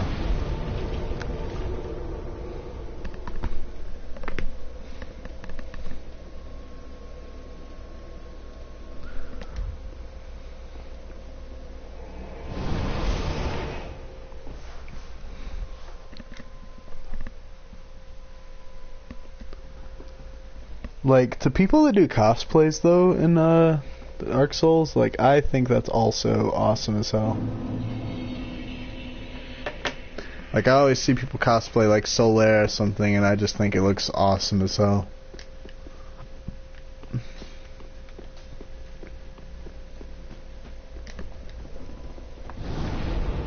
I've got a couple nice PvP messages, but that's in between, like, 100 horrible messages. It sounds like PvP. The only message I can actually recall, was I fought a guy doing a giant dad build, and he told me I need more poise, and I was like, I'm good, man, I like decks, you know, like, that's all he sent, but I was like, that's really the only message I can think of that comes to mind.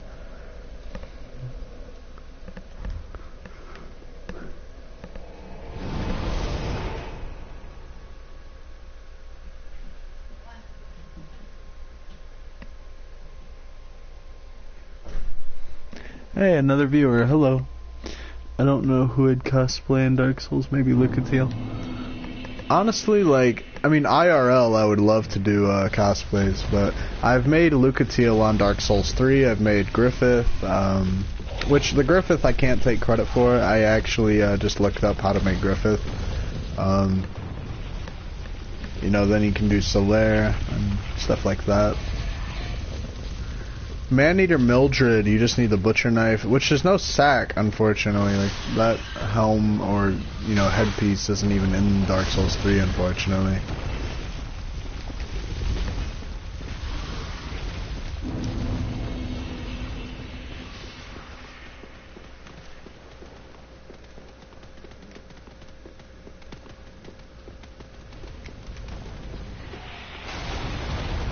I didn't know the rat could, like, follow. I'm gonna see if he can go on the bridge.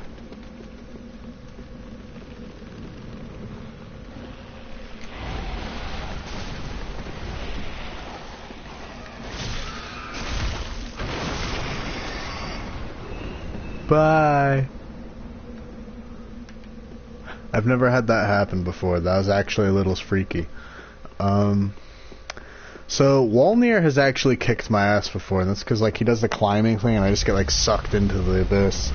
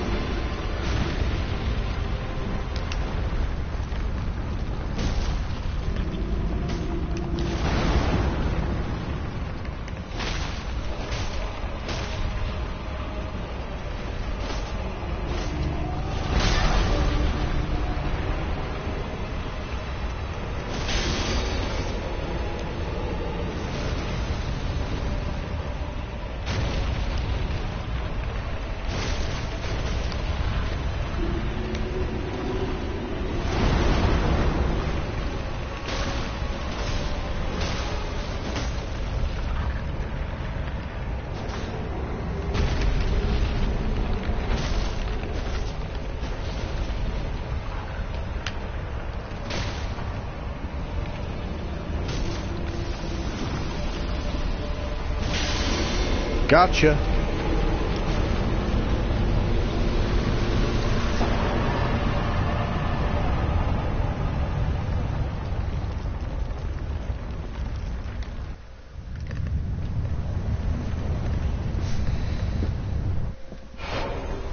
A spooky, scary skull, bro. Spooky, scary skeletons and shivers down your spine, your spines.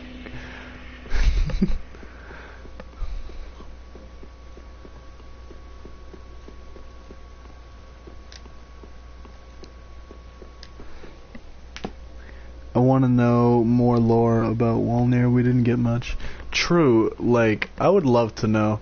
You know, that reminds me, since I'm almost at this point in the game. Alright, so maybe it's just like a little Easter egg, right? Like it's like how with Lucatiel's mask is in the game and stuff, but I want to know, how did Creighton manage to get to Lothric? And more importantly, how is he still alive? Because I know it necessarily doesn't matter on age, more or less, if they, you know, retained hope and stuff. To not go hollow, but like I want to know Creighton's whole story, like how he managed to get to Lothric and stuff. But then again, time is convoluted, so that's also another argument that's very tricky to work with. Because maybe in his world it's still like DS2 times, I guess. I don't know, but I really want Vadi to talk about Ornstein.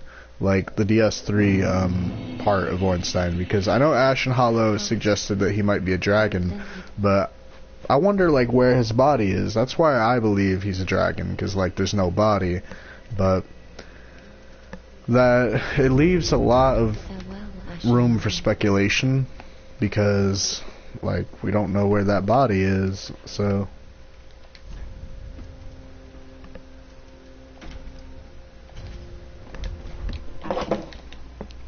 Creighton in DS3. Oh yeah, I'll show you.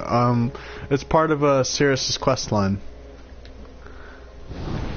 See, you'll get invaded by Creighton once you do this. So I need to head to Irithiel, because the first time you meet her, it will be here. Second time, it will be, where is she? I want to say it's after a certain point in the game you end up going to where Hodrick is. What if the dragons that's behind Havel and Ornstein? It's like the only real dragon body you find. Whoa, hold up. If the dragon... What if the dragon that's behind Havel is Ornstein? Whoa. Like, I actually never even thought about that. I actually want to go to Archdragon now, but... oh yeah, I gotta go through here first. Okay, so... let me do that. Cirrus, where are you? Her sign is usually around here. Hi, Guts. How you doing, bud?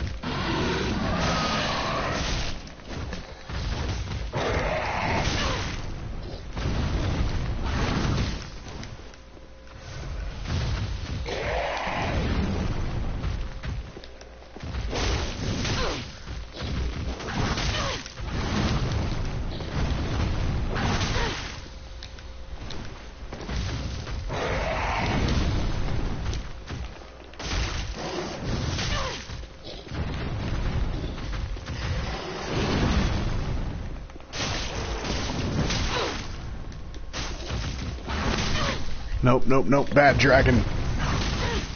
Bad dragon alligator.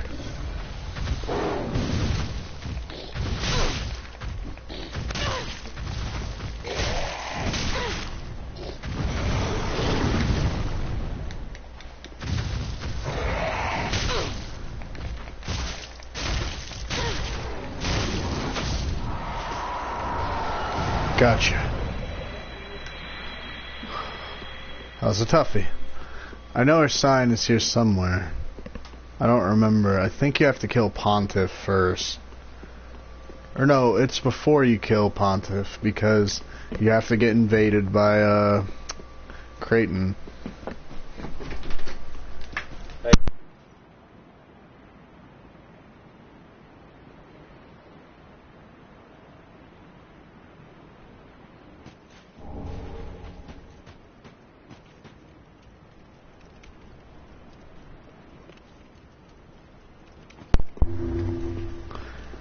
Alright, I want to say it's just you get this bonfire and then you can get to where Cirrus is. Because I don't recall what you really have to do. I didn't speak with Rosaria, so that's not it. I think it's just you have to kill the alligator dog thing.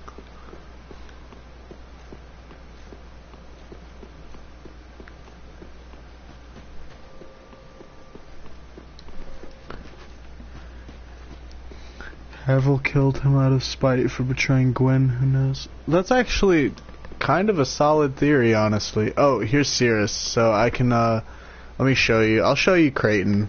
So, you actually have to kill him, and then he will invade you, near the Church of Yorshka, and that is how you get his armor set, because his corpse will appear on the bridge, and then you get his stuff from there.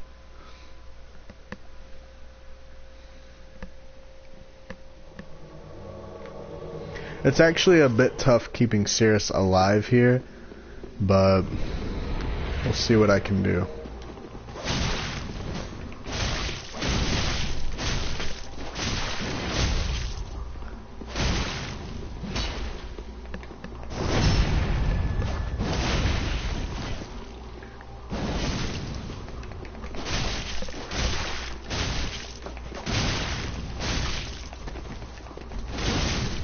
Alright, that was actually incredibly easy. He didn't even get to heal. So yeah, there's Creighton. Thank you for your kind assistance. Blessing of the moon upon your journey. I love her armor, dude. Cirrus is honestly so fucking cool. I love Cirrus. Alright, so I'm gonna run to the Church of Yorshka, and then I'll show you how to get his armor real quick. Because it's actually pretty easy. He just invades you, because he's like, hey, you're the guy that, like, kicked my ass earlier, so I'm gonna invade you. So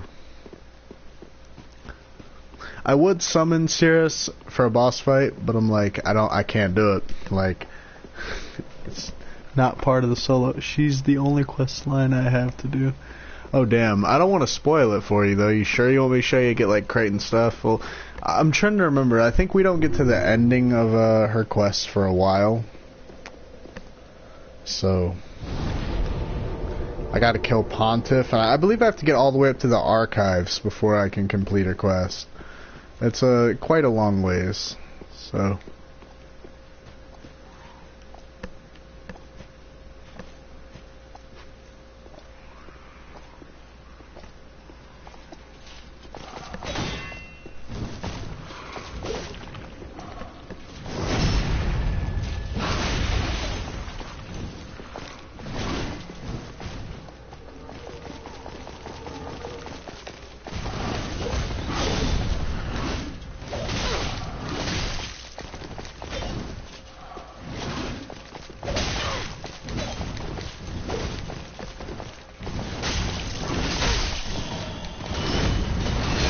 Nope, nope. Come on, come on.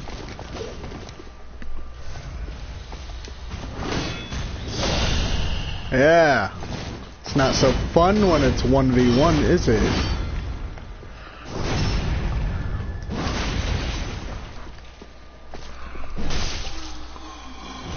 Wrecked. I love their armor. It is so pretty. Pretty? How did I just... Purity? Purity?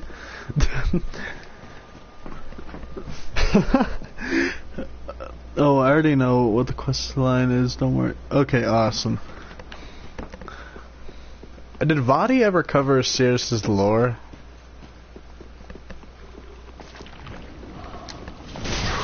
Ouch.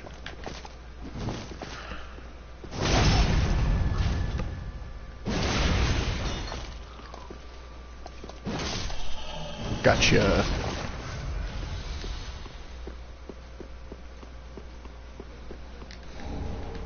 Titanite.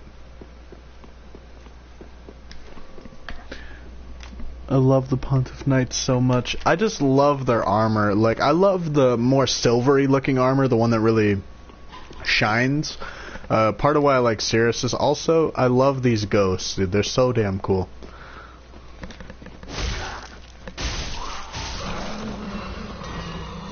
The Fire Witch armor also is absolutely awesome.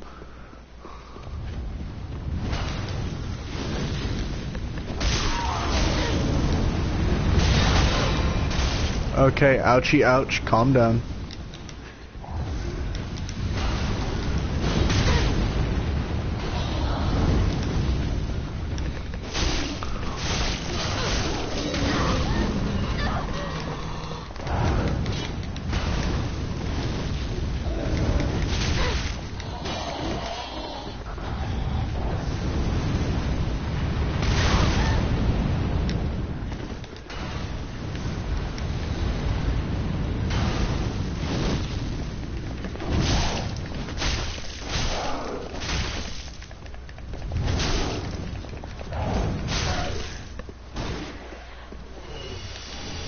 Oh, and I literally got it on the first go. Let's get it.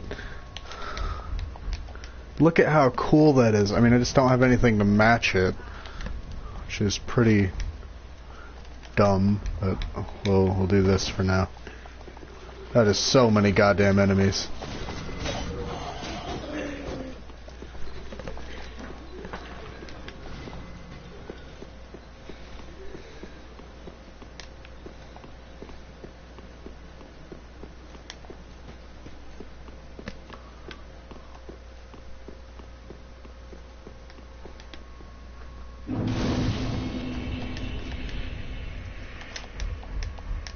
That actually looks sick. Alright, so we'll remove the rings because we don't need them. We can do these. These actually kind of look good. I'm actually impressed. Look how fabulous I look right now. This is sick. Alright.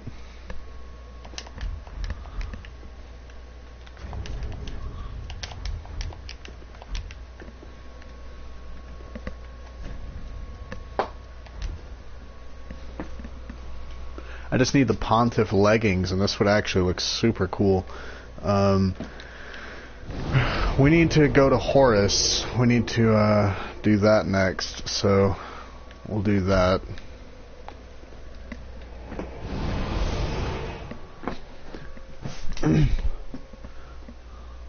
I love how they spin in their curved greatswords. Yes, like I love the weapon art, like how it turns into like a lightsaber kind of at the end. That is so goddamn cool. I love that.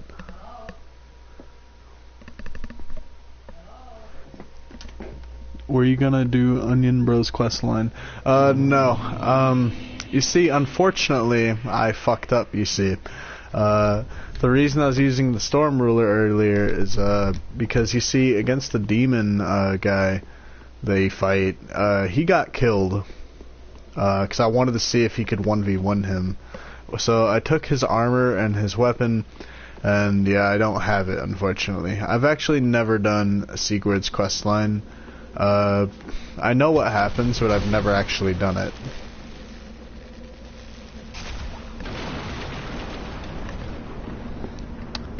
Oh no. Yeah. Very unfortunate. You know, honestly, okay, so you know, I don't know if you've ever played Monster Hunter World, but the Sigburu, how it's like in a wooden beer cup thing, I actually love how that looks. That looks so goddamn cool to me. And honestly, like, I want one. Like, I actually want to buy one.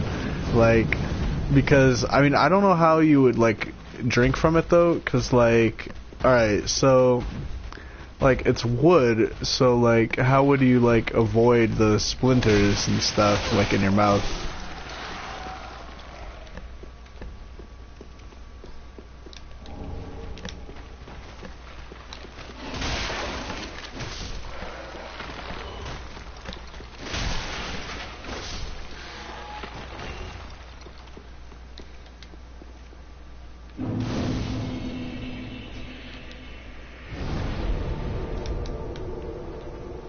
Alright, so I'm going to do Henri's quest a little different this time around. I'm going to tell her about Horus so that when we do have to... Yeah, it's awesome.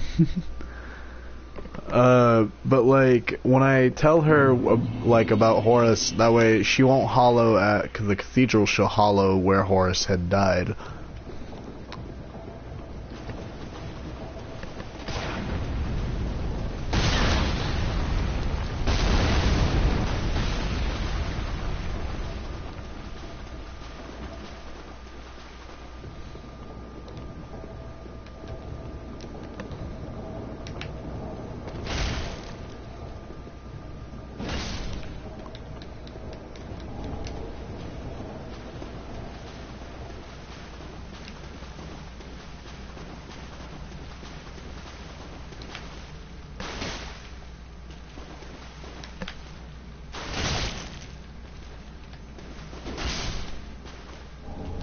I really hate killing Horus.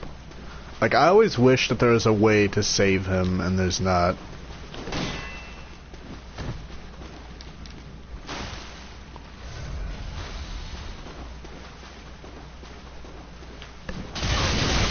I really want to get a parry on you, Horus, and you're kind of making me look like a casual.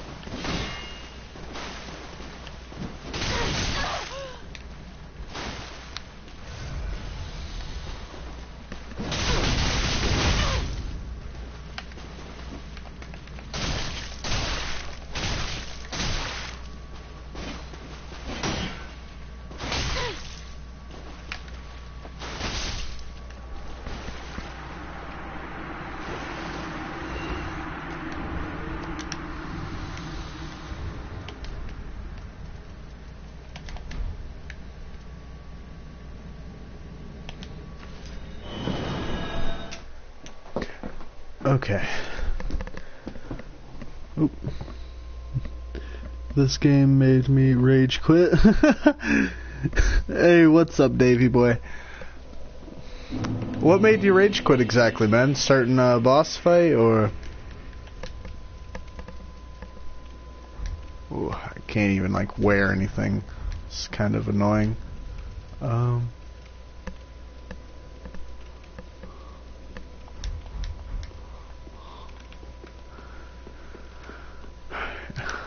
You know, actually, I don't want to run past all these guys, so we'll sit through a loading screen.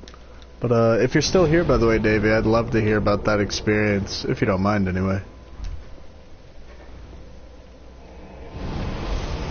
Maybe I could help you out there, if you'd like, anyway.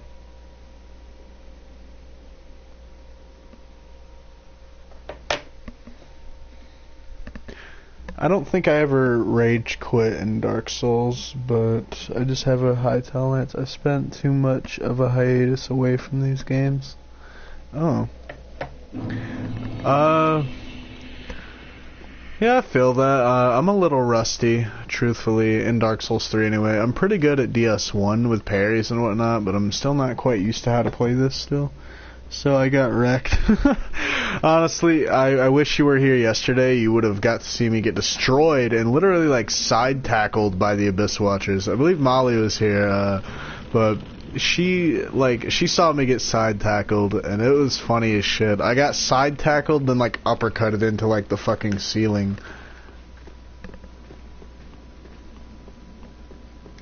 Oh, goodness me. To think there'd be a lake so deep within these catacombs. What a relief. I knew the hot thank you. This, please.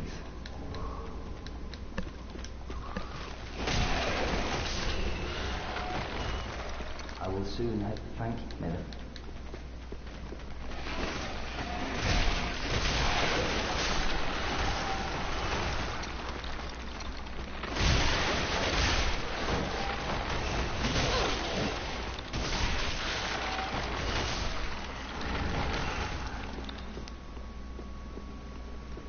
I will soon head to the lake. Thank you, Miller. I will soon, Miller.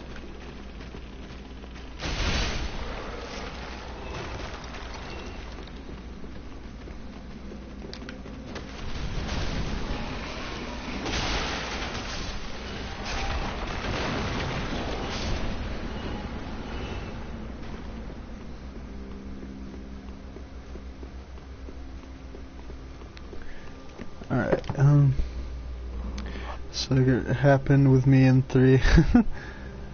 Yeah, like, honestly, I've been finding myself struggling a bit with DS3 more than I did DS1 or 2. Like, they're both really good, though. I actually, like, I'm so glad I'm doing a solo playthrough, though, because I'm really experiencing the game, like, as if it was kind of brand new. And even though I've played through this game, like, literally, like, 14 times, but I was helping out friends and stuff, so I always had a lot of hope. But, you know, like, doing it on my own kind of feels like a whole new experience because, you know, you have nothing to rely on. And, you know, I'm so quoting Lucatiel here. You have nothing but your sword and your loyalty to your lord. 3's the hardest in my opinion. Yeah, I could see that. Like, if we're talking Soulsborne, yeah, actually, I don't know, because Bloodborne I struggled with at first, but once I got the hang of it, I didn't struggle as much anymore. But, by the way, you're gonna see Creighton here in un momento.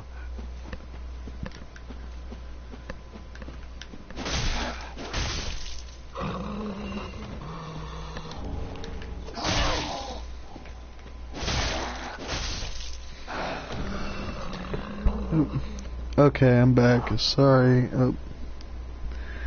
Sorry, I had to restart my damn console. Bloodborne 3. Bloodborne 3, 1, then 2. Yeah, I could see that. I would say probably either 3 or Bloodborne, and then probably 1, and then 2. Because 2 I didn't really struggle.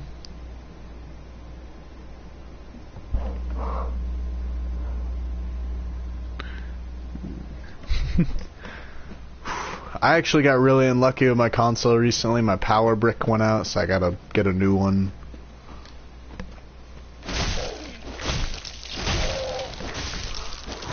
Alright, see, and now you'll get invaded by Creighton. Which he'll come about right here. Creighton, I'm not even... No, we're just...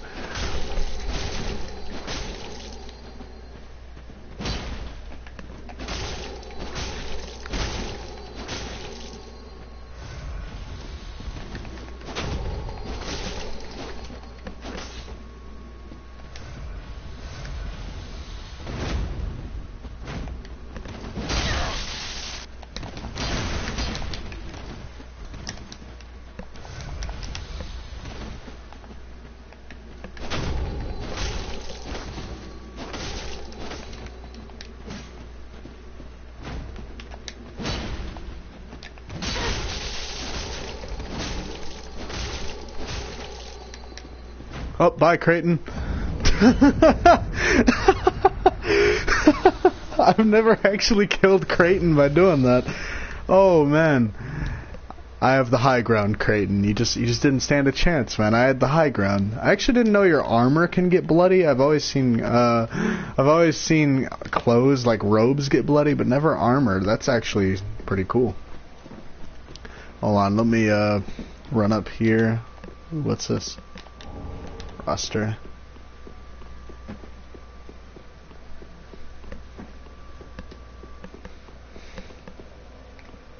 Oh, I know, but my duty must be done for the children I knew. Bless their souls. We all have our reasons. I would do well to play the flame. I've made it. I've made it. Alright. Let me just make sure this dude isn't here. Hello?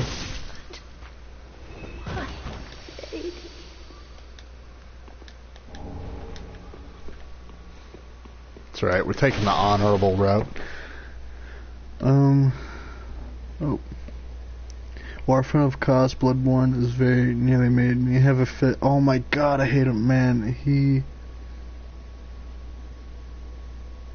I don't know what that is. Boss noob. I'm currently on New Game 3 DLC. Damn, for Bloodborne? Yeah. Ooh, you poor guy. I struggled with Ludwig for the longest fucking time, and unfortunately my stream cut out when I was fighting him, so I actually had to record it. But I did record it. I did some editing of my own to that Ludwig wielding the waifu blade. But I had a lot of fun fighting Ludwig. Truthfully, as difficult as he was, it was mainly just because he has such a huge fucking health pool. Like, I'll admit, I actually loved how the fights were done in Bloodborne. He really pissed me off, is what I'm at about. Oh, nice. I'm on like New Game Plus 10, but I was confused.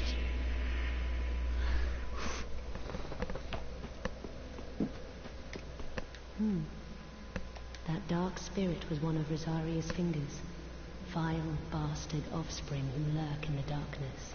My sworn enemies. Fearsome invaders, to say the least. I would not have made it alone. If you require help on your travel, blessing of them. If you require blessing. Alright, awesome. Well, very then.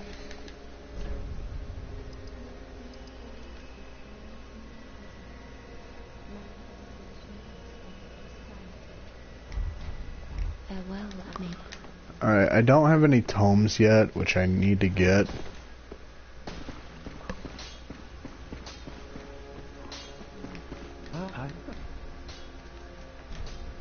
I'm afraid I cannot this.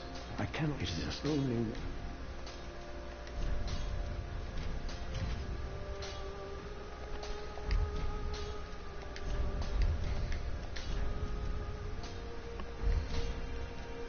To learn pyromancy, do not be gone too long. Yeah, hardest boss for me were Orphan and Ludwig. Yeah, I'd say that too, honestly. The other bosses, the only one I struggled with was probably Mechalesh, the one that's most memorable. If you require. But yeah, Ludwig I struggled for a while. Orphan of Kos I actually didn't struggle with as bad, surprisingly. It was mainly just Ludwig because See, I have certain strong suits and weaknesses.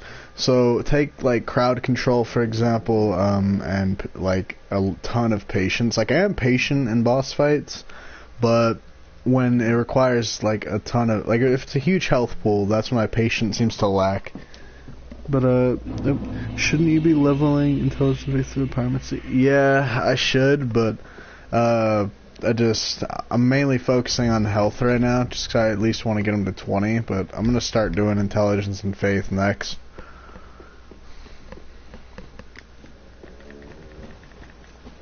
I don't know if you hear my dog snoring in the background, but he's asleep. It's kind of cute. But we'll go ahead and head through here now.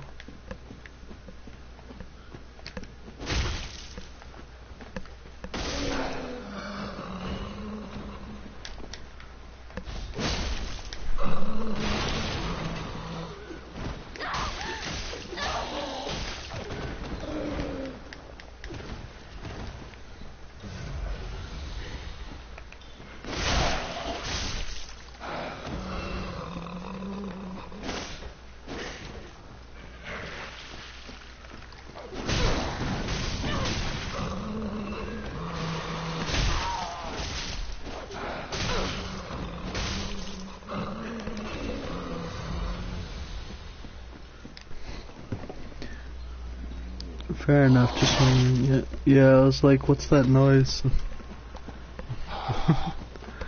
But yeah, my motto in Dark Souls has always been try to get health and endurance up, just 'cause like, I like having a ton of survivability.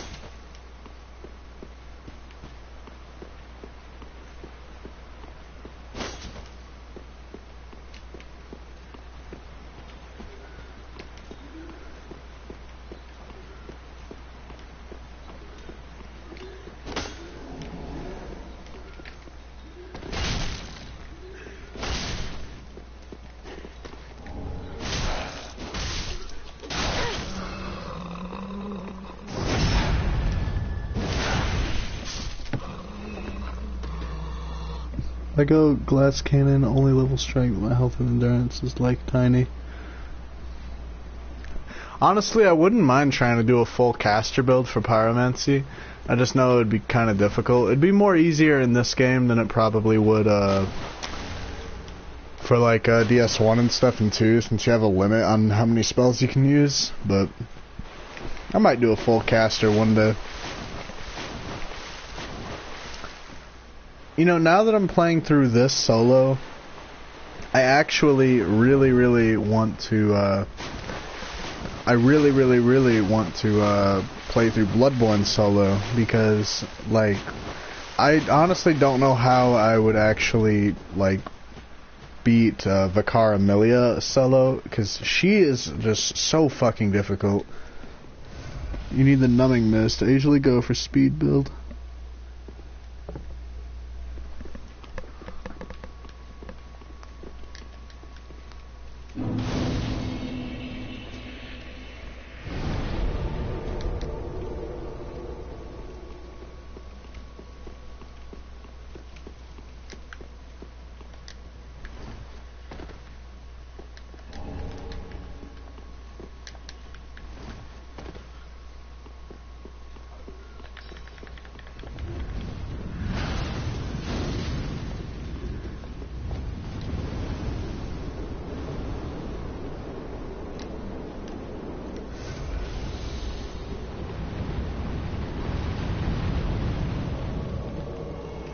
Hey there, Alva.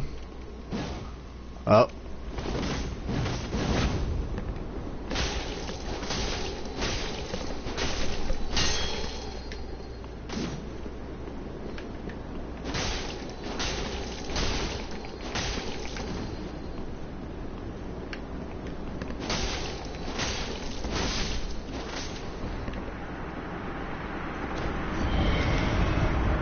Mira Kumud.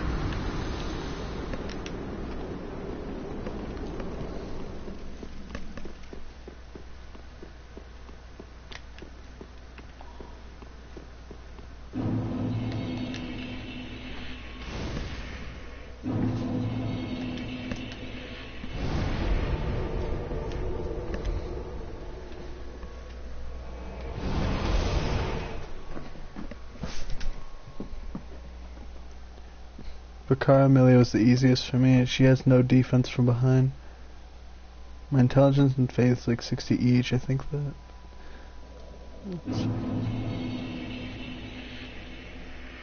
Yeah, I love the Hollow Slayer because I'm trying to remember what weapon it was like for me. I prefer this over just the kind of slam, so that's sort of why I love this weapon. Although I like the DS2 Great Sword moveset a lot better. Nope. Wrong thing, Telia. There we go. Farewell, Ashland maiden.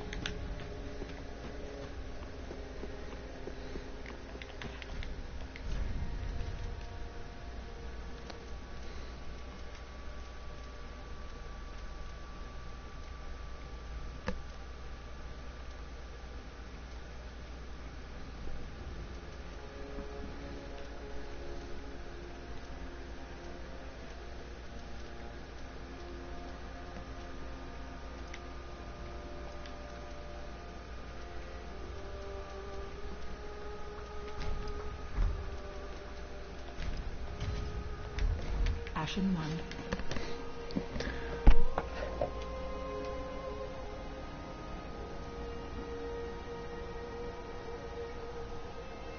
I haven't played DS or DS2. I should do that.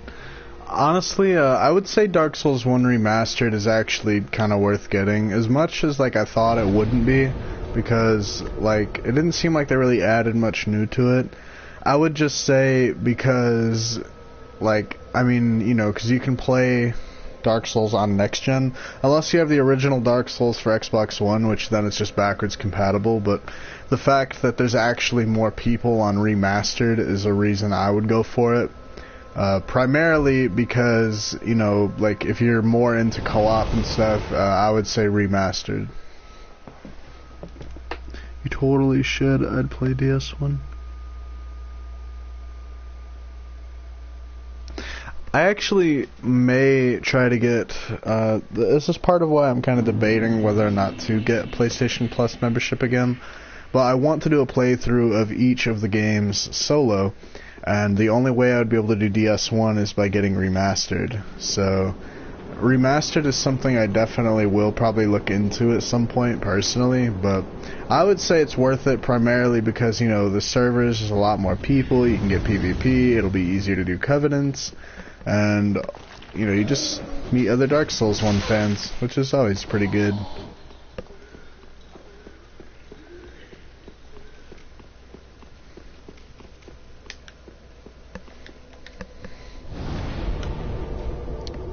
It's not that it sucks, it's just not as good. Should I play... You totally should. I'd play DS1. Yeah, 2 sucks according to everyone I've spoken to. It's not that it sucks, it's just not as good. I like to solo these games usually. Yeah, like, I'm really digging the solo playthrough, but I wouldn't say DS2 sucks. I mean, I do see why people dislike it, because rather than continuing off of the lore of 1, they try to do their own thing, which is sort of why it's sort of the black sheep in a way, because, see, Dark Souls 3 definitely wraps up the lore for 1, but the thing that I respect more about 2 than 3 is that 2 tried to be a bit more on its own and expand the universe of Dark Souls versus like trying to just go off of old stuff, which necessarily isn't bad on 3's part. It's just I prefer trying to be different.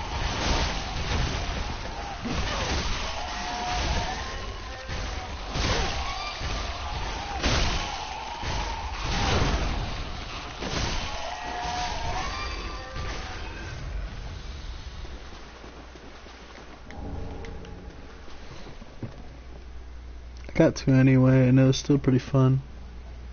To be honest, I still want to play 2 anyway.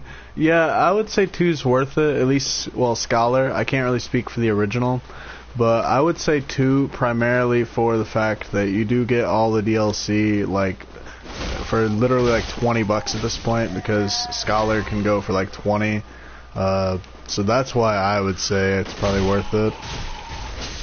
Because unfortunately there isn't a whole lot of PvP anymore, which is really sad.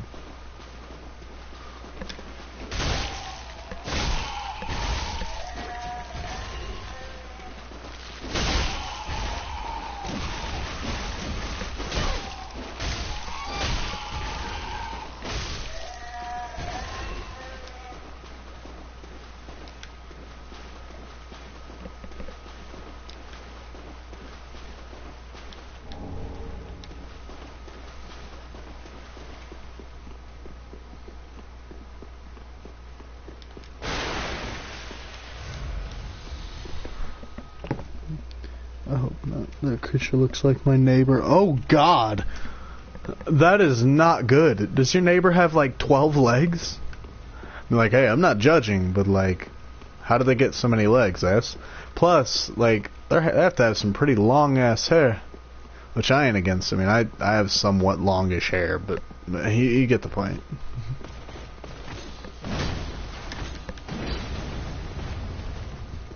Hey, Silver Knight, how you doing, buddy?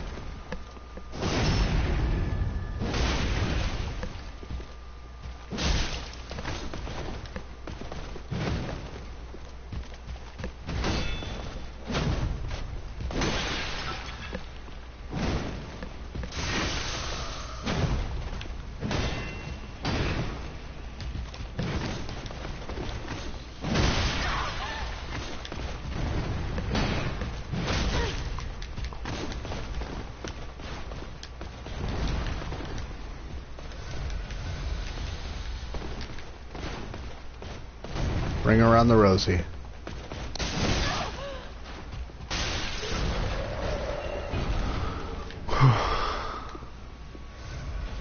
That was tough. Can't even lie.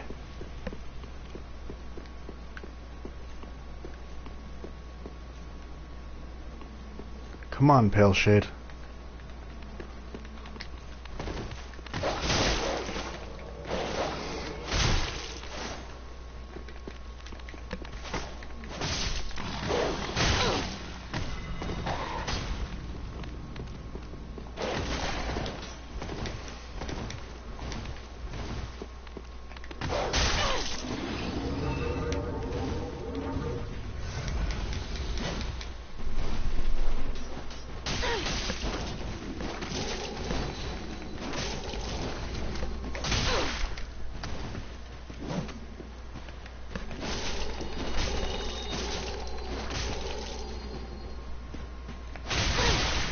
Oh god, that actually hurts.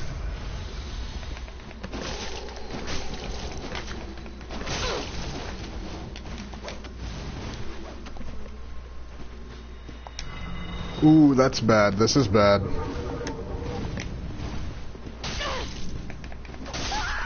Ooh. Unlucky. I love that set though, it's so cool. Yeah, I'd shit a brick if I saw something like that. Isn't there a painting of Nishandra and one of those battles where the knight was? I know there's a painting of Guinevere. I don't know about Nishandra though. Wrecked. You're not wrong. To be fair, I ran out of Estus and the doggos like hurt a lot too, so. We're gonna switch back to this for now.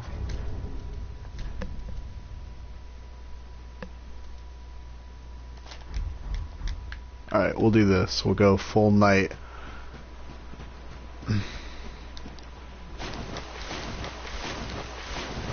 I feel like a dolphin when I'm rolling through all the water like that because of how they swim.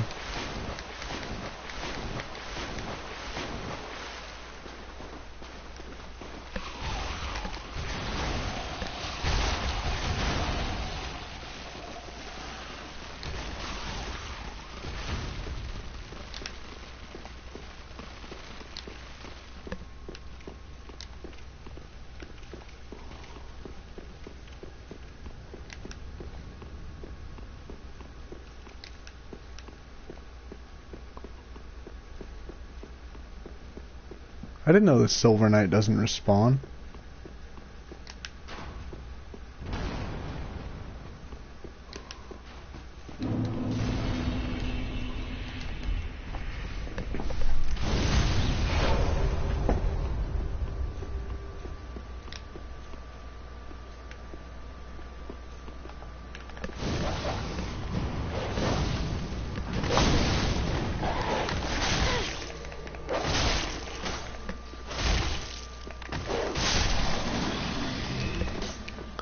Alright.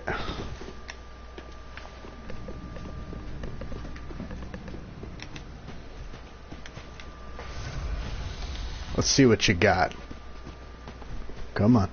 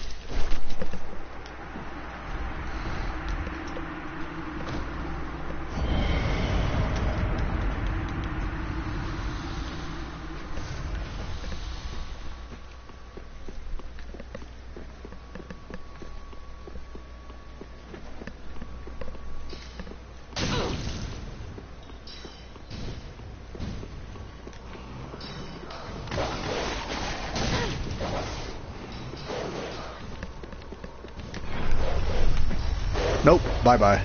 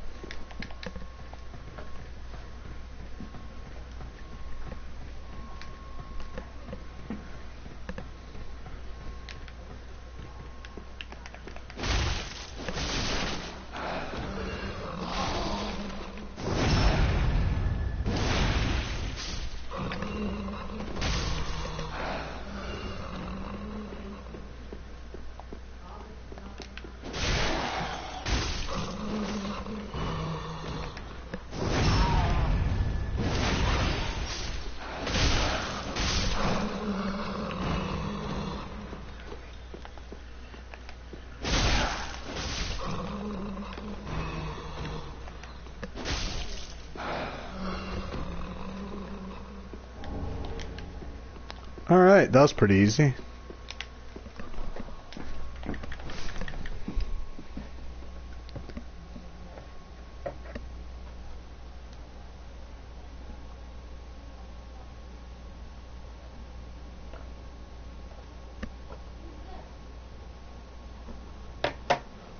Whew. Alright.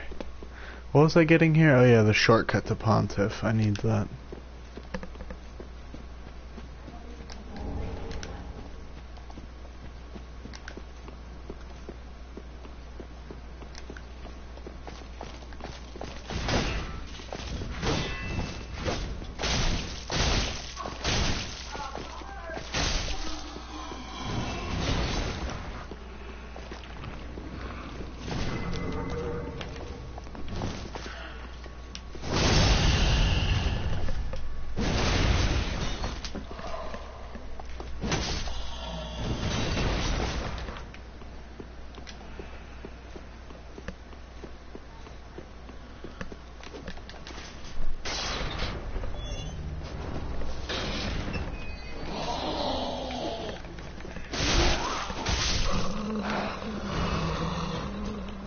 Alright, Pontiff solo it is.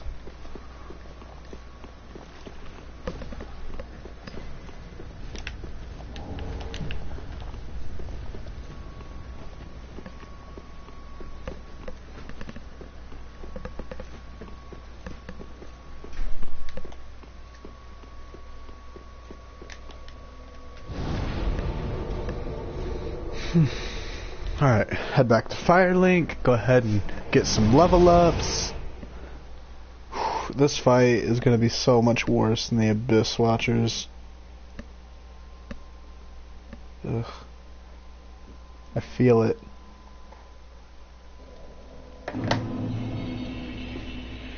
Gets popcorn. Oh man. Well, then hey. I want to level up this, but it's like I should. I'll just do it anyway. You know, actually do this for now because I'm gonna need that extra damage against Pontiff. Let's see what we got for rings that I can wear.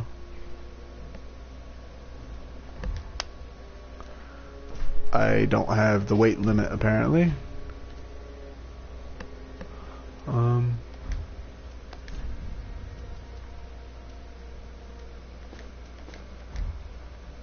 We'll do this, and then we'll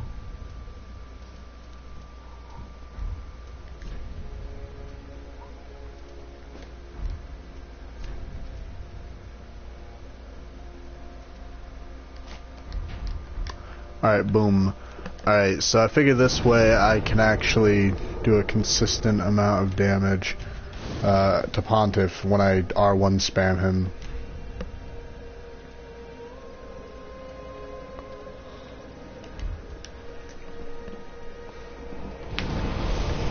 If I beat Pontiff like on my very first try though, I would be so shocked. We're gonna go for that early parry on him just to see if it does anything for damage.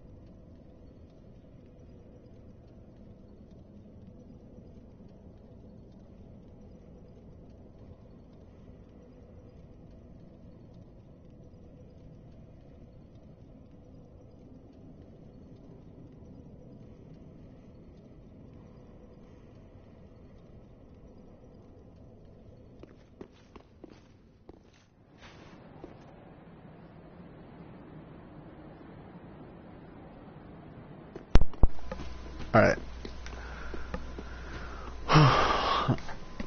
You know, honestly, like, so something I learned from Dark Sauce and Dark Souls, something I love about it is that, you know, it really captures the whole solo playthrough when you think about it. Like, I love that, and it always inspires me to want to, like, play a solo playthrough.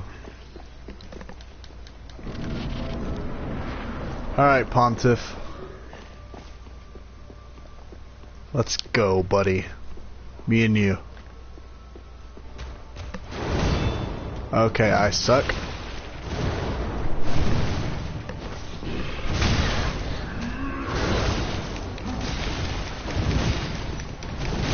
Oh god.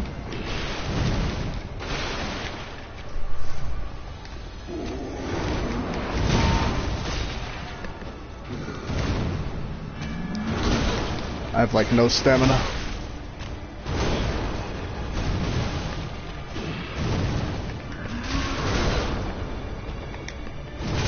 This is so not good. He's so aggressive.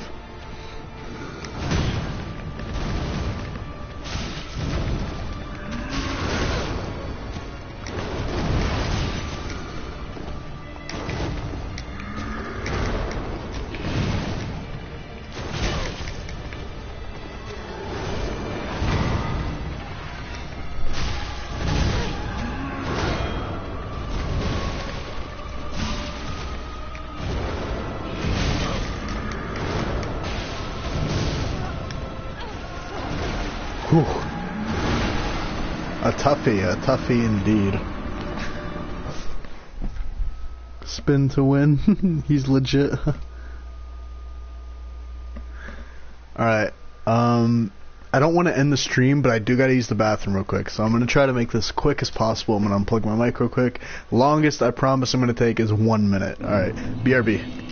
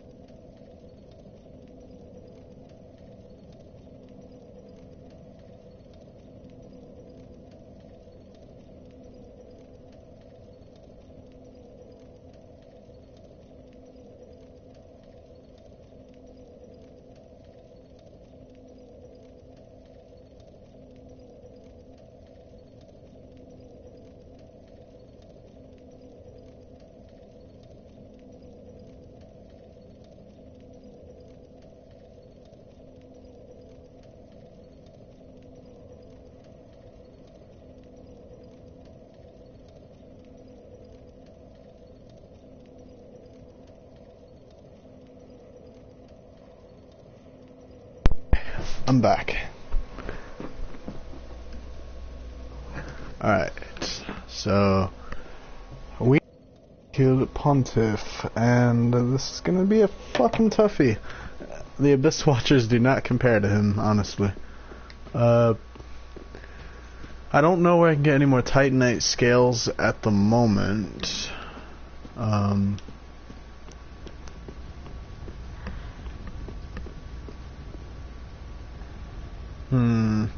I could go kill the dancer and then get that done with if I really wanted to. If this struggles too much, I'll kill the dancer. I used to be extremely good at killing the dancer. Alright, we're gonna get this parry this time. I really want it. Come on, Pontiff. Fuck! Come on, I don't want to get... No, I don't want to be flawless. Come on.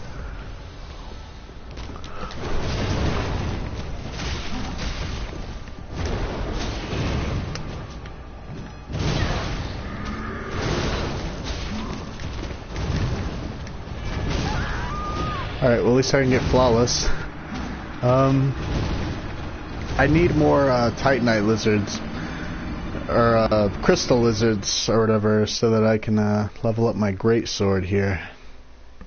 Which, not even that my damage is bad per se, it's just I noticed with the Abyss Watchers they weren't really a threat once I had my sword leveled up. So, because I was fighting them originally with a +1, and that was fucking hard. Let's see, I need to head to Lothric real quick. I'm gonna kill the dancer, get her done and over with.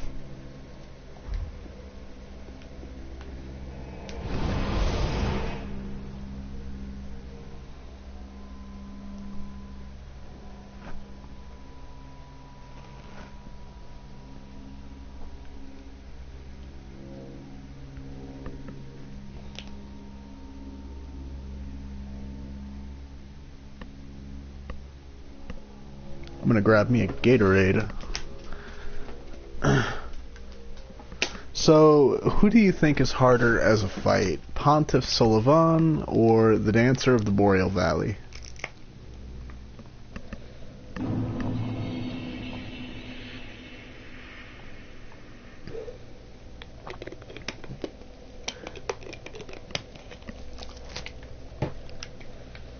Alright, I'm gonna switch this to this because I like showing my face, honestly. I don't like having my face covered up. So we'll do this. I don't really have any other spells that can really benefit me at the moment, so...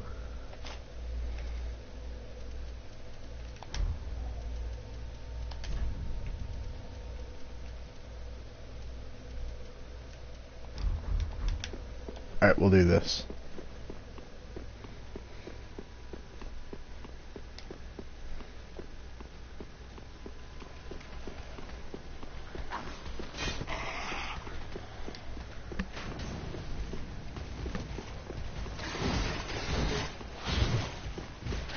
Nope. Ugh, dick.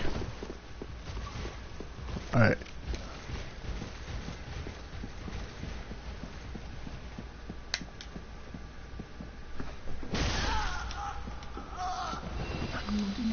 Yeah, awesome.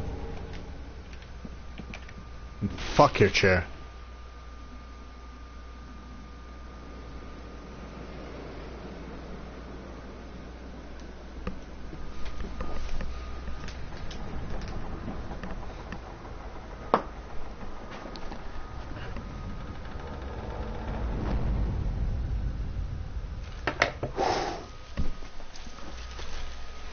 I love the dancers fight so much. I remember when there's the theory that she's actually Kieran. I don't believe she's Kieran. But I mean, I can see why, though. The swords actually have a striking resemblance.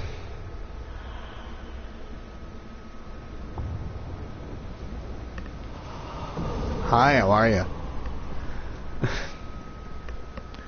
Alrighty. Let's do this.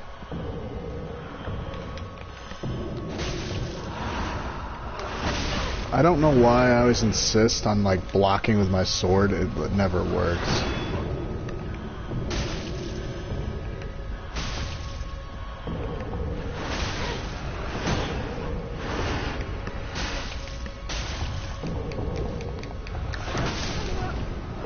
Okay. I see where we stand here.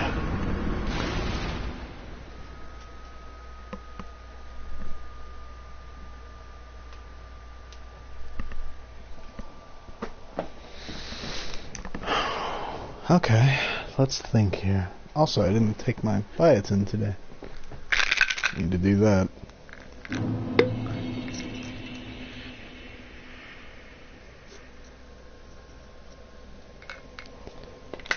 Okay. Strategy time. So, it's been a really long time since I fought her.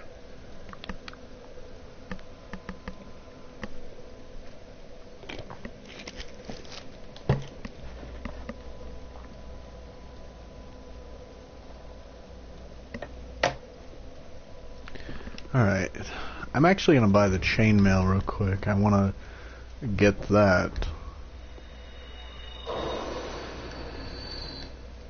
So I'm going to head back to Firelink, pick that up, because it's higher defense, which I know necessarily doesn't matter, but I mean, I just think it'll look cooler with the knight armor. So we're going to grab that, kill the dancer, then I need to get past Osiros, then get my lizards, go back to Pontiff, kill Pontiff. We've actually made some good progress today, though. Where am I at for time? Because, oh geesh, we've been gone for hours now. 2 hours. Alright, not bad at all. Gracious, let this. I only hope. What does she sell now? You sell any new gear for me? No, you don't, of course.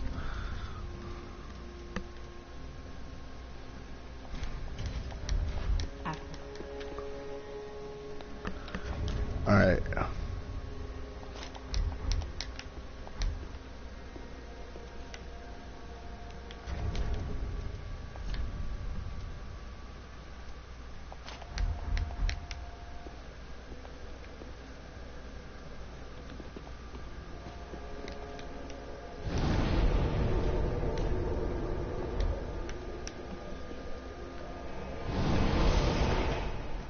need to turn on my AC. Let me know if you guys can hear my AC, by the way. If it's an issue, I'll turn it off.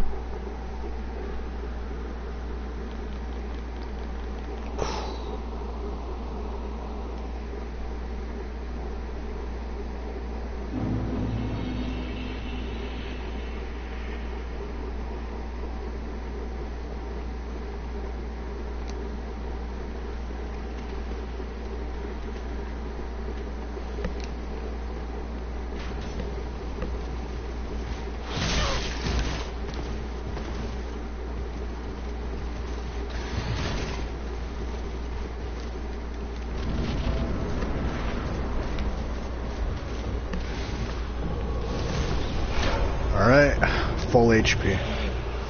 What you got for me?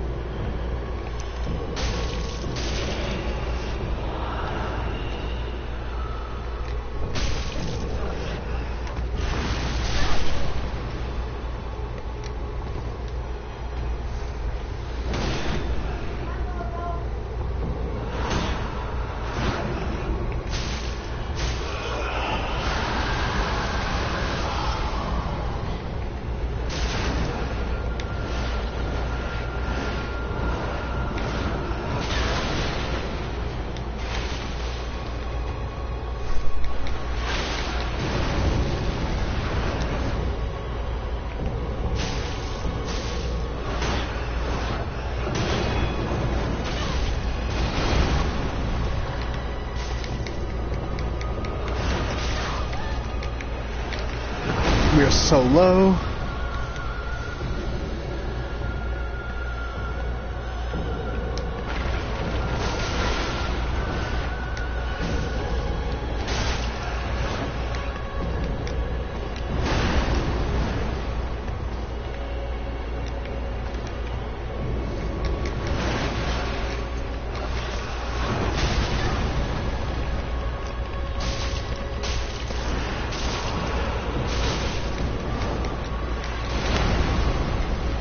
Dancer, please have mercy.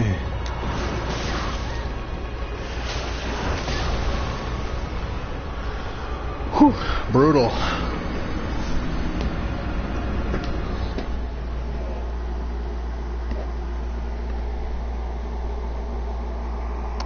Hey, Soup, you're doing the dance? Oh, dude, Soup sounds so good right now. I want to make Soup. Yeah, I'm doing the Dancer because I figured if I kill the Dancer, then Osiris, I can get the Titanite scales I need. So maybe it's best that I go a bit lighter here. We'll see what we can manage.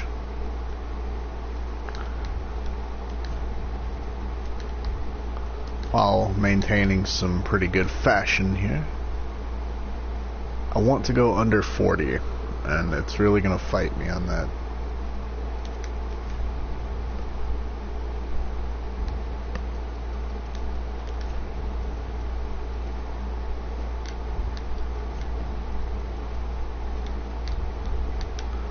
Alright, we got some fashion, kind of. We got the fast roll at least. Damn it. Come on, phone. Stop going to the full screen. Cooked it from scratch, mate. Pretty good. Yo, dude, I love soup from scratch. Okay, so my mom, she actually, one of the few things, well, because, like, she's taught me how to cook, but I don't really know that much about cooking all that yet, like, because, you know, I'm just not the best cook. Like, I'm a slow learner when it comes to cooking. So, point is, though, the first thing she had taught me how to cook was chicken and dumplings, and it's basically just chicken noodle soup with a biscuit in it, kind of.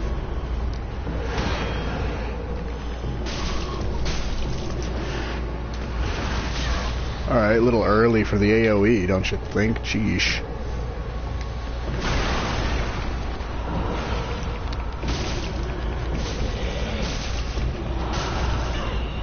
Oh, that's a death.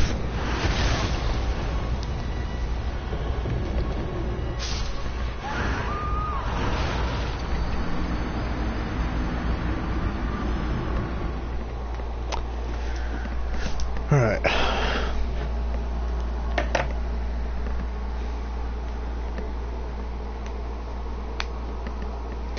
But the only other type of soup-ish kind of thing I really like, other than chicken noodle, I learned myself. My mom can't really cook. How'd you learn on your own? Just like, did you watch like YouTube videos and stuff, or did you just kind of like mess around and figure it out? Because like that actually sounds like a good way of learning. Like I'm not meaning that in a sarcastic way or anything. Like, I'm honest. Like something I learned from a buddy of mine was how to make Dorito lasagna, and it actually wasn't as good like as I thought it was gonna be, but it was still pretty good. I'm just not all that good at cooking. But I love homemade tacos. I love chili. I love everything to do with chili, though, if I'm being honest. So, you know, Lothric Knight, you really piss me off sometimes, you know.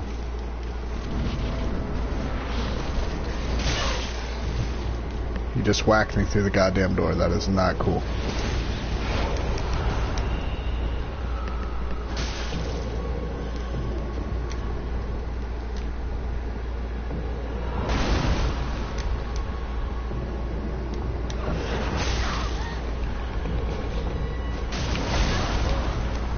Alright, I get it. I'm healing. Okay.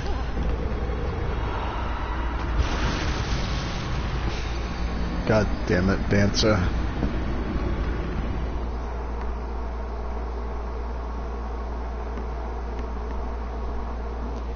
Okay. The lighter build is not working. Messed around and bought a lot of recipe books.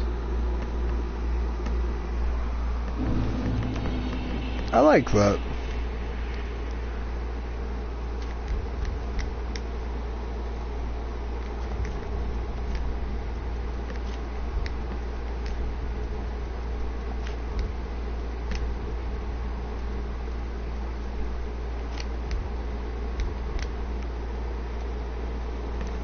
I don't really own any recipe books. I'm more of a visual learner, so I usually just look up stuff. But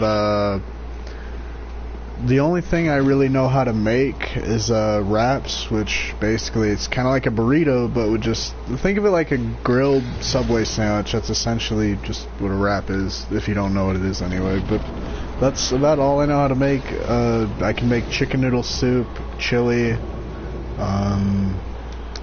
then of course just basic stuff, but that's it.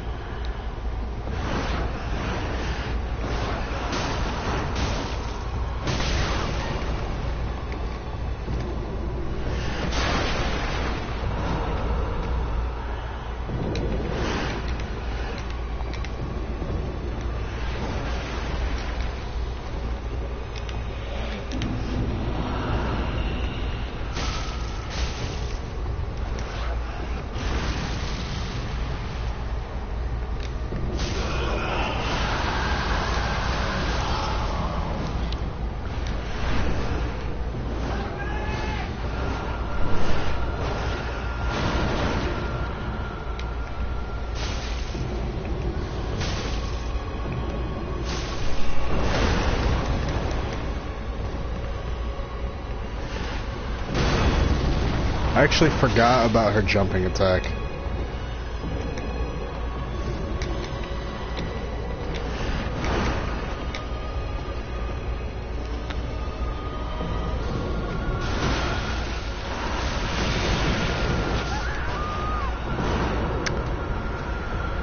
Whew.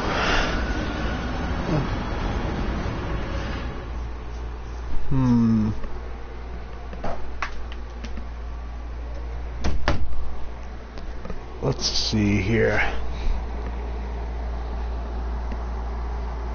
I'd love to know how to make chili. Oh, you like wraps too? Nice. I'd love to know how to make chili. Alright, so chili, like, I'll admit, like, I probably don't know by heart at this point, because the last time I made it was like a year ago. But, like, what we do is we just use chili mix, not chili mix, chili seasoning, hamburger meat, and I think it's like black beans, brown beans. It's just a bunch of different beans, and then we use this huge pot looking thing, and then you just let it cook. But wraps are definitely my favorite. Like, I make those every day. My favorite is a spinach wrap, just ham and cheese. I like all types of ham mostly, but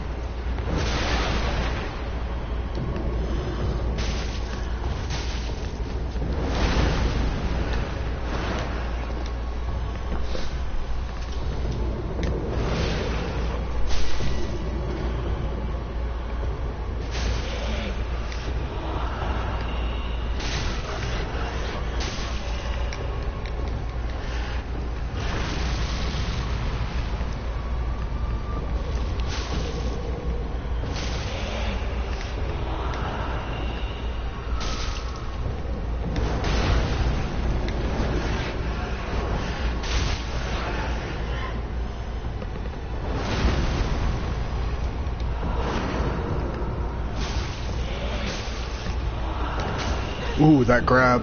I should have rotated to the left. That's a one-shot? Wow, talk about OP. I actually didn't think that could one-shot me at my level. Maybe I'm just not high enough. I've never had it. Oh, spinach wrap is just like the actual type of wrap, like, I normally do like tomato, basil, olive oil, but my favorite, of course, though, is spinach, which it's kind of fucked up because I don't like spinach as a vegetable, but I do love spinach wraps, so I don't know, maybe I actually do like spinach, but I've not tried spinach in a very long time. We're going to go back to Pontiff.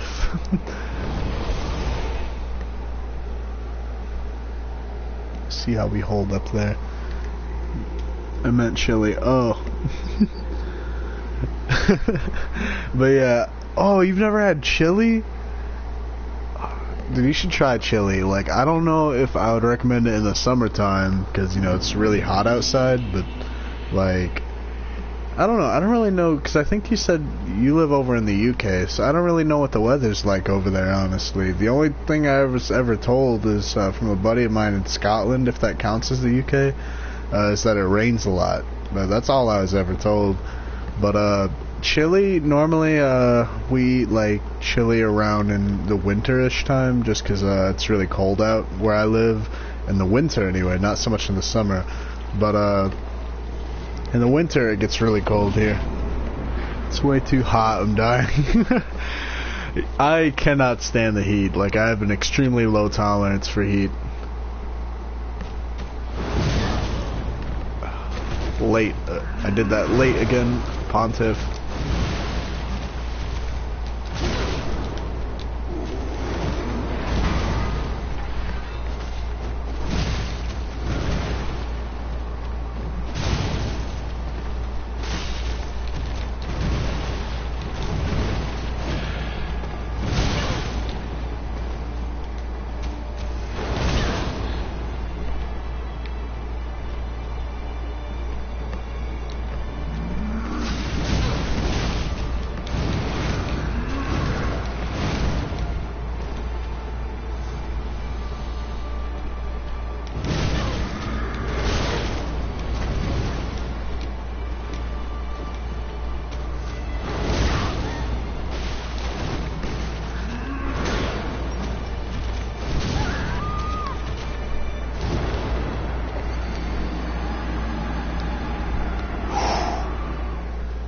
Oh, this is tough. I'm getting my ass kicked.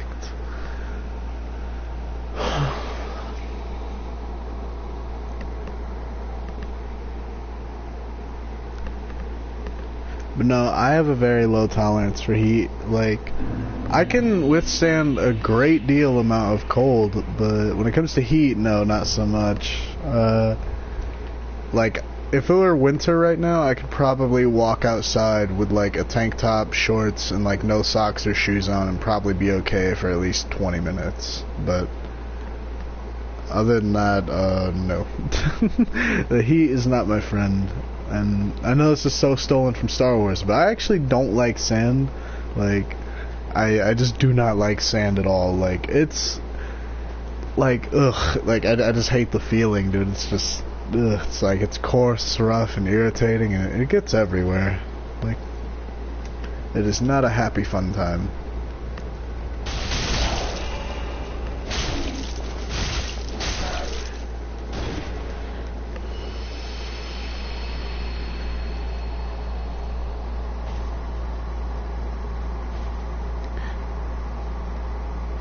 I literally wear dresses in winter. I get so many weird looks. Like, bruh, like, okay, so this is something I was actually curious about, right? So, since I've been having longer hair, like, this is the first time, ever since I was like 5, I've actually had longish hair.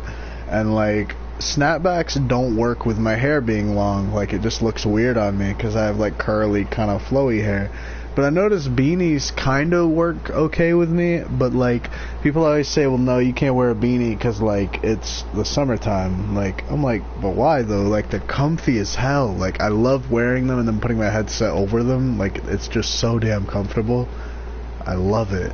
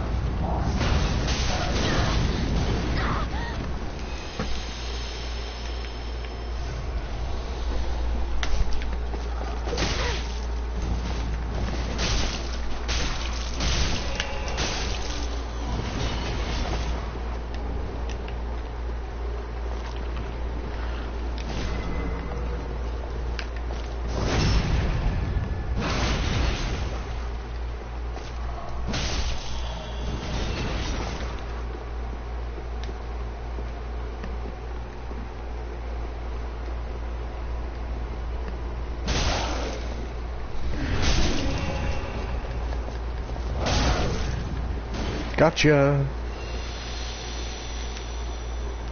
Oh, I forgot this item. Alright.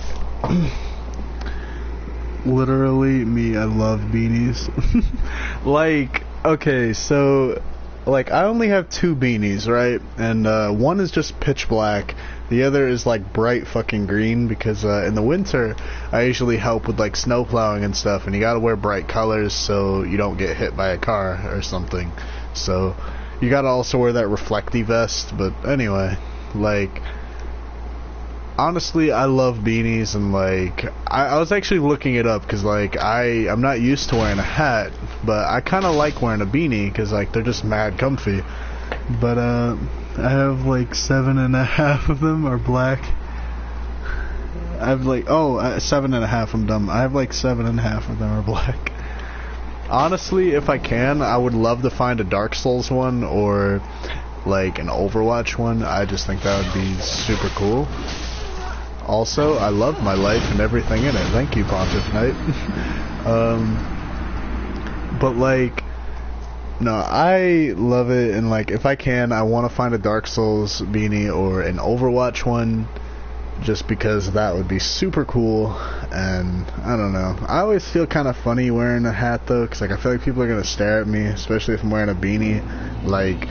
But I don't know, I'm kind of starting to grow out of that in a sense of like I don't really care what people think of me, because like I don't know, I'm just at a point where I'm like, you know, I just want to be happy, and like if people look at you funny, they look at you funny, you know. It's like just not. It's part of why I actually got into dyeing my hair though. A lot of people told me not to do it, because for example, when I went to dye my hair white, I used to be awesome at stitching patterns and words into hats, and close to an 10 would make a Dark Souls beanie. If you made a Dark Souls beanie, I would actually like buy it, like especially one that's knitted. Like I've never seen a knitted beanie, like, but I've only seen like the normal kind of like beanies that you could just find anywhere. I've never seen a knitted one though. I feel like that'd be super cool.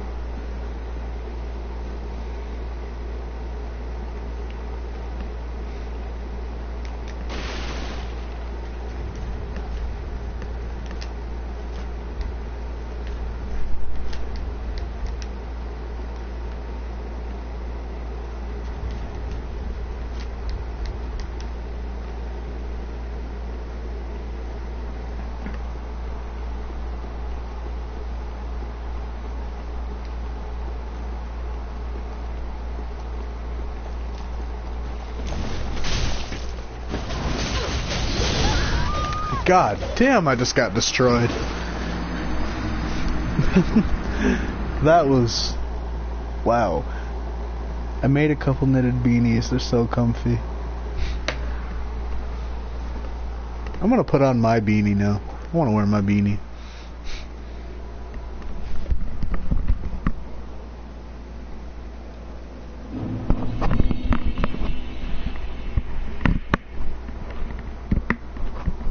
I have to extend like my headphones all the way up though in order to wear it. You know, one thing I also like is that it doesn't really get in the way of my glasses as much as like a snapback or something would. So that's also a plus.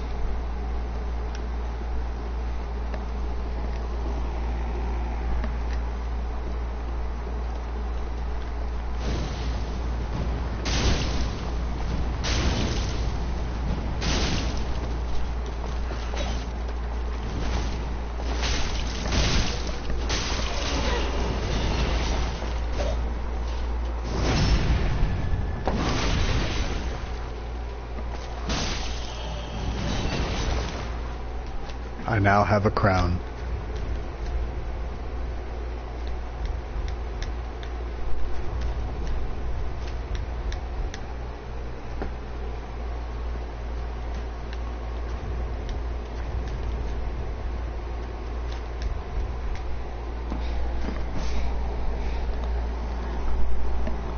No, not full screen. I hate when my phone does this. Already wearing mine. Complains about the hit. Wait, I don't know what that means. Complains about the hit. I don't know what that one is. I feel kind of dumb. I really want to get the Pontiff set. I love the chest piece.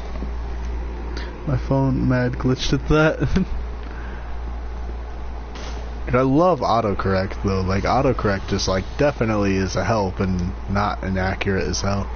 Like every time I use like autocorrect, it literally like just butchers my sentence.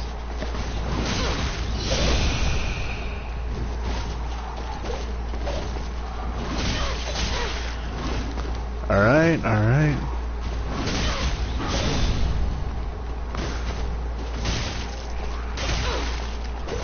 Alright, Mr.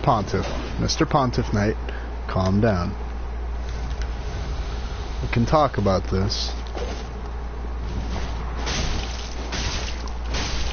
I love how when I gain the high ground, I can instantly just like wreck his shit. On the low ground dies. Like,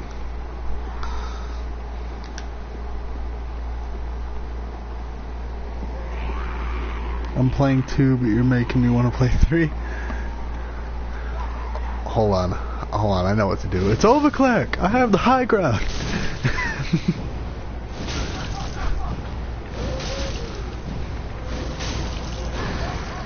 Oh.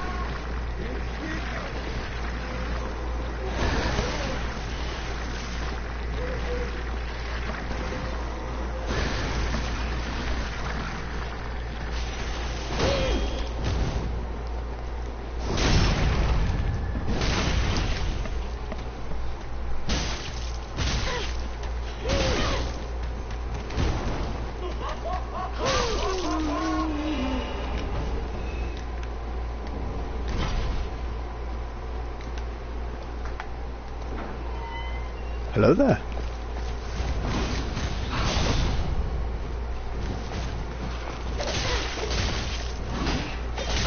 Why can't I ever parry?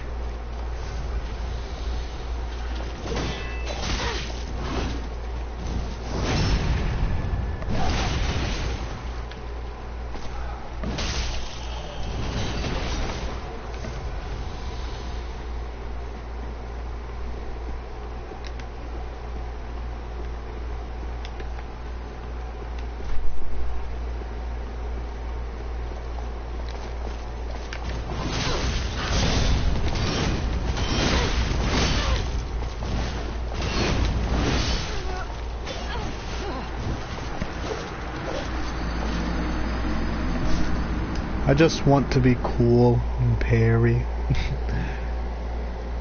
I actually kind of miss playing 2, honestly. Like, I never finished the Pretty Pink Princess playthrough, but that was actually a ton of fun.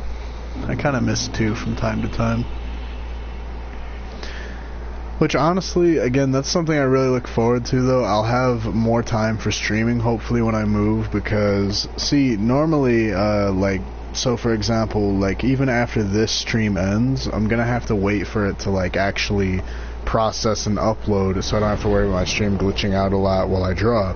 So, that normally, depending on how the length of it, will take around 5-10 minutes, which usually gives me time to make something to eat, but sometimes it takes longer. Like, the drawing streams, for some reason, love taking, like, 8 years, and that's always a lot of fun. What did you wear for the Pretty Pink Princess run? I only had the Wanderer coat. I didn't have any, like, princess-looking clothes, unfortunately.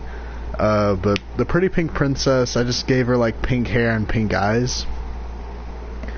And, you know, just, I'm trying to make her, like, look pretty, and, like, hence the name. But I really want to make her look like she doesn't belong in the Dark Souls world, but she's just out here slaying demons. So, that's kind of what I want to achieve there. That does remind me, so I have been thinking, like, I did want to do multiple colors, like, for my hair, but I think I may just do really hot pink. I really look forward to that. I feel like it'll be fun. I love my characters in DS2. Honestly, something I love more about the look in DS2 is that you can give your characters more of an anime look versus realism look. And I actually prefer that over the way they look in 3, but that's just me.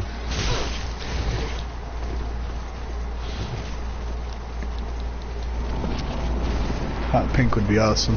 Yeah, I think it'll be pretty cool.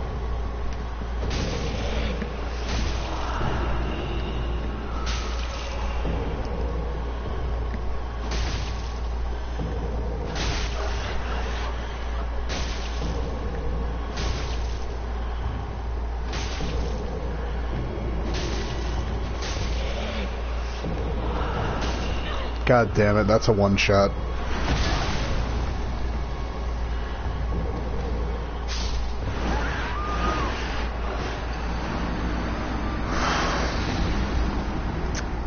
Ouchie, ouch.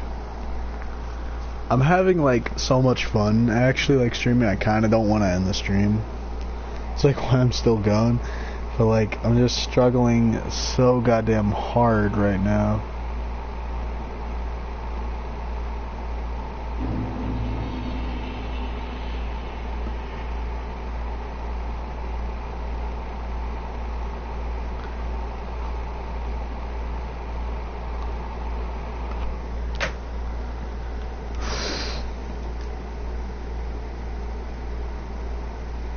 Okay. Here's what I'm gonna do. I'm actually gonna take a break so I can make some soup, because now I really want soup. So, I'm gonna make some soup. Hopefully this takes pretty short amount of time to upload, and then I will start up my drawing stream, because all we really gotta do is do the inking for Priscilla. I'm really debating on whether or not to add color though. Like, truthfully, I kind of hate that I'm so afraid to add color sometimes, because I don't know, sometimes it either really adds a lot to the drawing or kind of wrecks the drawing, and it's like, I hate that that's such a scary thing. Like, most of the time I just prefer shading though, but I'll probably add ink at least in my drawing, which will probably take a solid half hour or more. So I'm gonna go ahead and cut the stream, and thank you so much for stopping by again. You'll only get better if you keep trying. Very true. By the way, thanks again for stopping by. Like seriously, like you're almost in like all of my streams, like, and honestly, I think that's awesome. Like, you're easily probably the most supportive subscriber, like, on my channel, so like, just know that I truly appreciate it. Anyway. Also, I'm so looking for a fucking Dark Souls Baney, like, as soon as, like, I end this stream. Anyway, peace out.